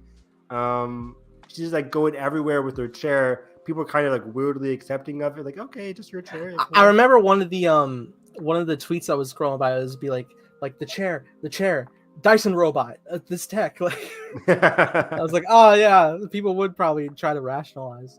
Yeah, especially when it's something like as clear as day. You're like, yeah, this has to be tech related, right? Some kind of weird technology. Even like with the kid, she's like, oh, fancy AI, isn't it cool? And then they're like, sure, hey, play music. Hey, tell me the stat. One of the kids asked about the song, but like, excuse me? Yeah, there's some smart kids. It was very weird. But yeah, I did love those kids, by the way. They're like, at first I was like, these are some annoying ass kids, but then, very endearing, very real, felt very natural. It's no annoying, but I enjoyed the chaos. Like, the rides they were taking on the chair. The mom character, she was cool. Very cool. Yeah, I liked all the characters, right? Like the person that gave her the bike. And the best part about this movie is that like each character she came across gave them an aspect of themselves, right? Like the first person that she comes across gives her the bike and some clothes, gets her out of that schoolgirl uniform. And then the other person gives her like not the boots, but I think it was like a hat. But in general, like each character, whether it's family, the person with the bikes and the oranges or whatever, they're all giving her both like memories that she can use to help close the doors, but also like physical aspects of themselves. Like she's learning physically and spiritually throughout all these characters. One of the things I love, especially, is on the return journey during the credits, we hit them all up again. Oh yeah, which is great. Like the credits are also fantastic. I was just sitting in my chair absorbing everything. But yeah, they go back and get to reflect and get to like reunite with all these people. I was getting worried because like the credits were rolling, they were still telling the story. I looked at my phone, it was 8:17. My Evil Dead screen started at 8:15. I was like, oh. You're missing the trailer. No, yeah, it was just the trailers. I got there just in time for Transformers. If you don't know, now you know. You know. It's like, oh my god, it is quite prevalent. It's not as like, and I guess like I just need the surround sound because like it all is just weirdly mixed together in the online. Yeah. Anyway, this movie though. For Transformers, I'm just saying, like, just show us the new trailer. Just show us the new trailer. I'm sure for what's about to come out. It comes out in June, I think. Yeah. Yeah, we gotta get a new trailer. Although at the same time, I'm like, we're this close. I mean, but yeah, this one just it's funny on the surface level. It's just very funny, romantic, adventurous, very just awesome film. And people could say like the ending part like lags, like after he sacrifices himself, like we get into that road trip aspect of it all. People say it kind of like slows down, but for me, I like the tranquil nature of the best friend popping up as a very funny road trip kind of driver with his music and everything, and he's just on board to like save his best friend. Like the underlying layer is like, or the first layer is just he owes me money. Oh, he owed me money, which ended up being a lie, which is fantastic. Well, it ended up being like, oh, actually, I owe him money, but don't tell him that. But then, like, he's willing to drive like this girl he doesn't know, whose aunt he doesn't know, 7 hours, I think, 5-7 hours. Yeah, like the very thought he has is just like, I guess we're not coming back tonight. This is gonna be that long. Which is just crazy. But yeah, he became a very last minute but just solid character. character that comes in but just leaves a big impact based on their relationships. Yeah. A lot of character with the car too, just like the top doesn't work, and they crashed. I was like, oh, it fixed, but they crashed. Hilarious, dude. My crab is getting weak.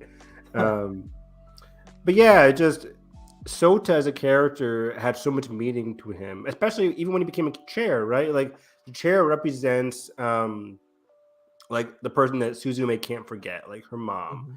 Really lets a big impact on her. She cares most about her mother, but then through the chair, who she cares most about, like with the mom, she eventually learns to care a lot about Sota, who is like in this image of her mom. And just that growth of romantically falling for somebody that you can't really envision outside of your first encounter with him. Which is so sweet because she learned to love him based on his actions and his like interactions with her, and his like she went to his apartment. She got to see like who he wants to be, his dreams, right? And that's what really connected her to him. And then like the best part, like her going to the ever after, seeing her younger self and being able to not reflect, but how do I say this? But being able to just like not forgive herself, but just reconnect with her earlier self and being able to finally handle that trauma. And I think she calls herself like, because the little girl is like, "Who are you?" She says like, "I'm your tomorrow." Yes, I think she says, which is a fantastic line. I'm a big and she's fan able to allow her, right, like the toe time dilation, but just it's a lot of growth for her too, because she's able to, as an older character, reconnect with her past self, allow her younger self to grieve, but also allowing her to just learn more from this incident. And it was very awesome for me. In general, like Suzume is just a very passionate, active, purposeful, driven character who, again, given her past, there's a lot of like trials and adversity that she has to go through on an emotional level, not really a physical, outside of just closing a lot of doors and that being very, very hard. Her biggest journey is like from within, her emotional journey, and then Sota helps her along that way. Man, it was just perfect. It was just so perfect with Suzume's heroine journey here. And then the ending, of course, ending it just like Your Name on the steps. This movie ends on the bike, and then just you see him, and it's like, it's a simple, just, hey, welcome back. And it's like, let's go. It's great. Was that the end of the credits? Or just the end of because they do the film itself, they end up saying goodbye, but he promises he's coming back. He's coming back, and then the credits roll. Yeah. So yeah, it was fantastic. I love this movie to death. It was great. Yeah, as soon as the Blu-ray comes out, I'm watching this movie on repeat. I've already been binging like a lot of Shinkai interviews just to get his like outtake on the movie. I had a tweet blow up over the last couple days a little bit of just being like, I took the posters from all three films and I was like, I'll never animate this well trilogy. Oh my god, man, it's so fucking gorgeous, beautiful. The way they blend just the 2D and 3D elements, and just the skies are literal paintings, and it's just Evan, I'll never be satisfied with my work. How do I hire this man? Please, he's not. He can hire you. You can work on his next movie. Sure, Jan. There's an article that came out, by the way, where it's like he initially wanted it to be like a woman loves woman kind of movie instead of doing the boy meets girl aspect. But the studio wanted him to do another boy meets girl because he felt like he did all he could with the boy meets girl trope with Your Name, and especially with Your Name, but definitely with Waiting with You as well. Two back-to-back boy meets girl movies. But this one, he wanted it to be like woman loves woman, but it wasn't really going to fly. But then that's why he did the chair to make it more unique. Where it's like, okay, I can't do the boy meets girl, or I can do the boy meets girl a third time, but the boy's going to be a chair for 90% of the movie. and it still works. It was a lot of like cute scenarios of using him as a literal chair, and like she needs to reach something, so she steps on him. He's like, oh. Yeah. And, what are you doing? And she's like, is this okay? And he's like, ask me before next time. Or just like she wants to, sit with everybody at the bar for a meal, and then she like decides to sit on him. He's like, oh. And I'm just like sitting here like, what is the physical ethics happening? What does it feel like?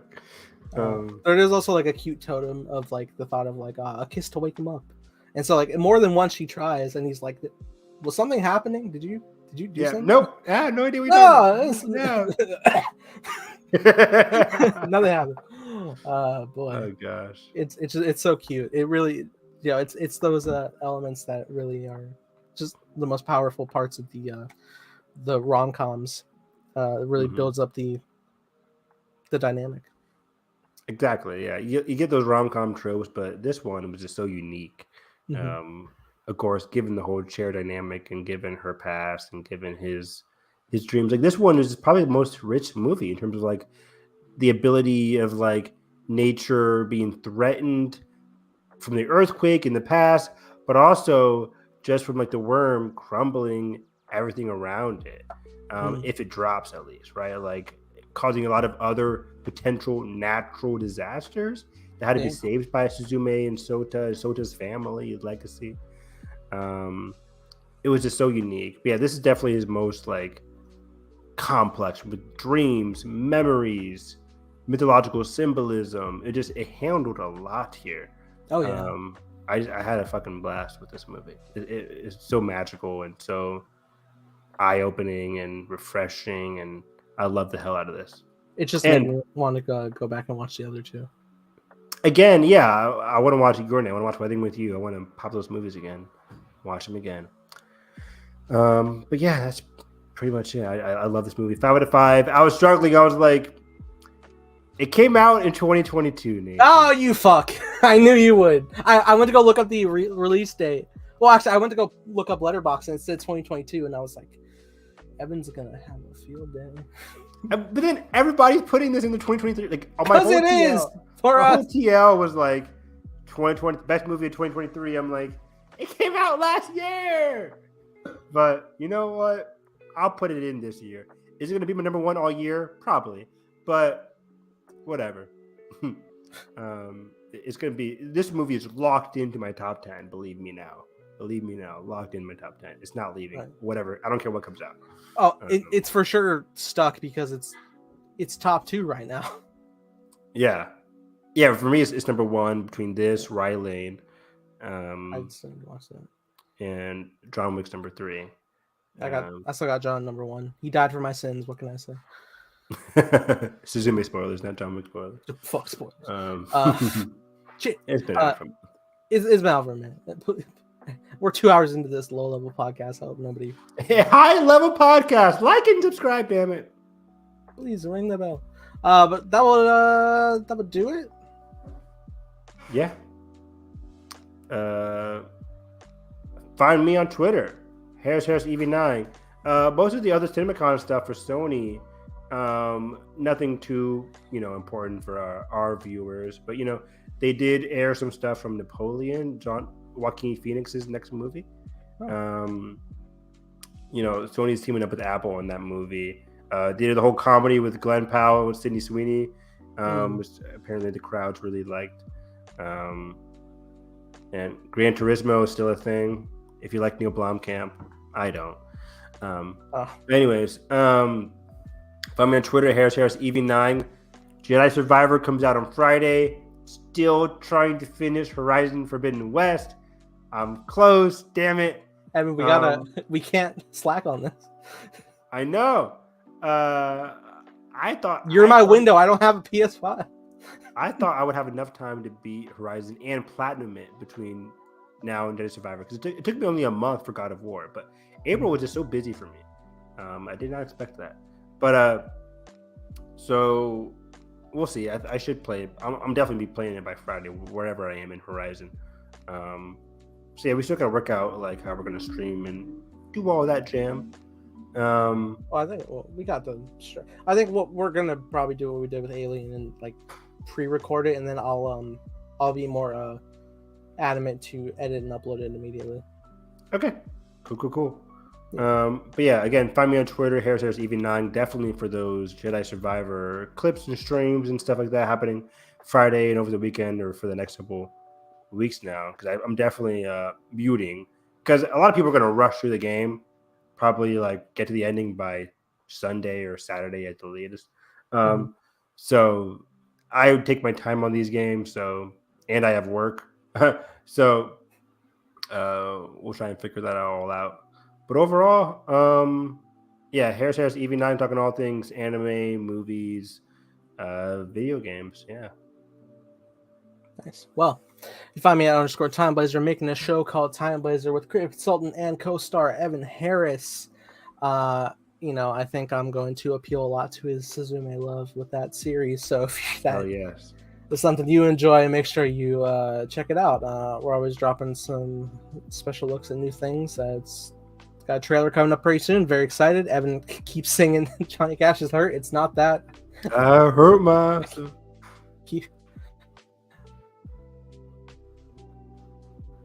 I really need to I would like to tell you the song, but I'd rather just wait to hear it. Leave something. Surprise you. Fuck it. It's gonna be the most abhorrent thing he's ever heard. Imagine. No, it's not. But yeah, excited to do that. That being said, if you enjoyed this podcast, make sure to like, button, subscribe, now ring the bell. It's episode 100. And then also we're doing a commentary coming up for the Guardians Holiday Special. If you'd like to catch that. Yeah, that's tomorrow. Yeah. Wow. Yeah. That being said, hope you have a great day. Catch you guys next time.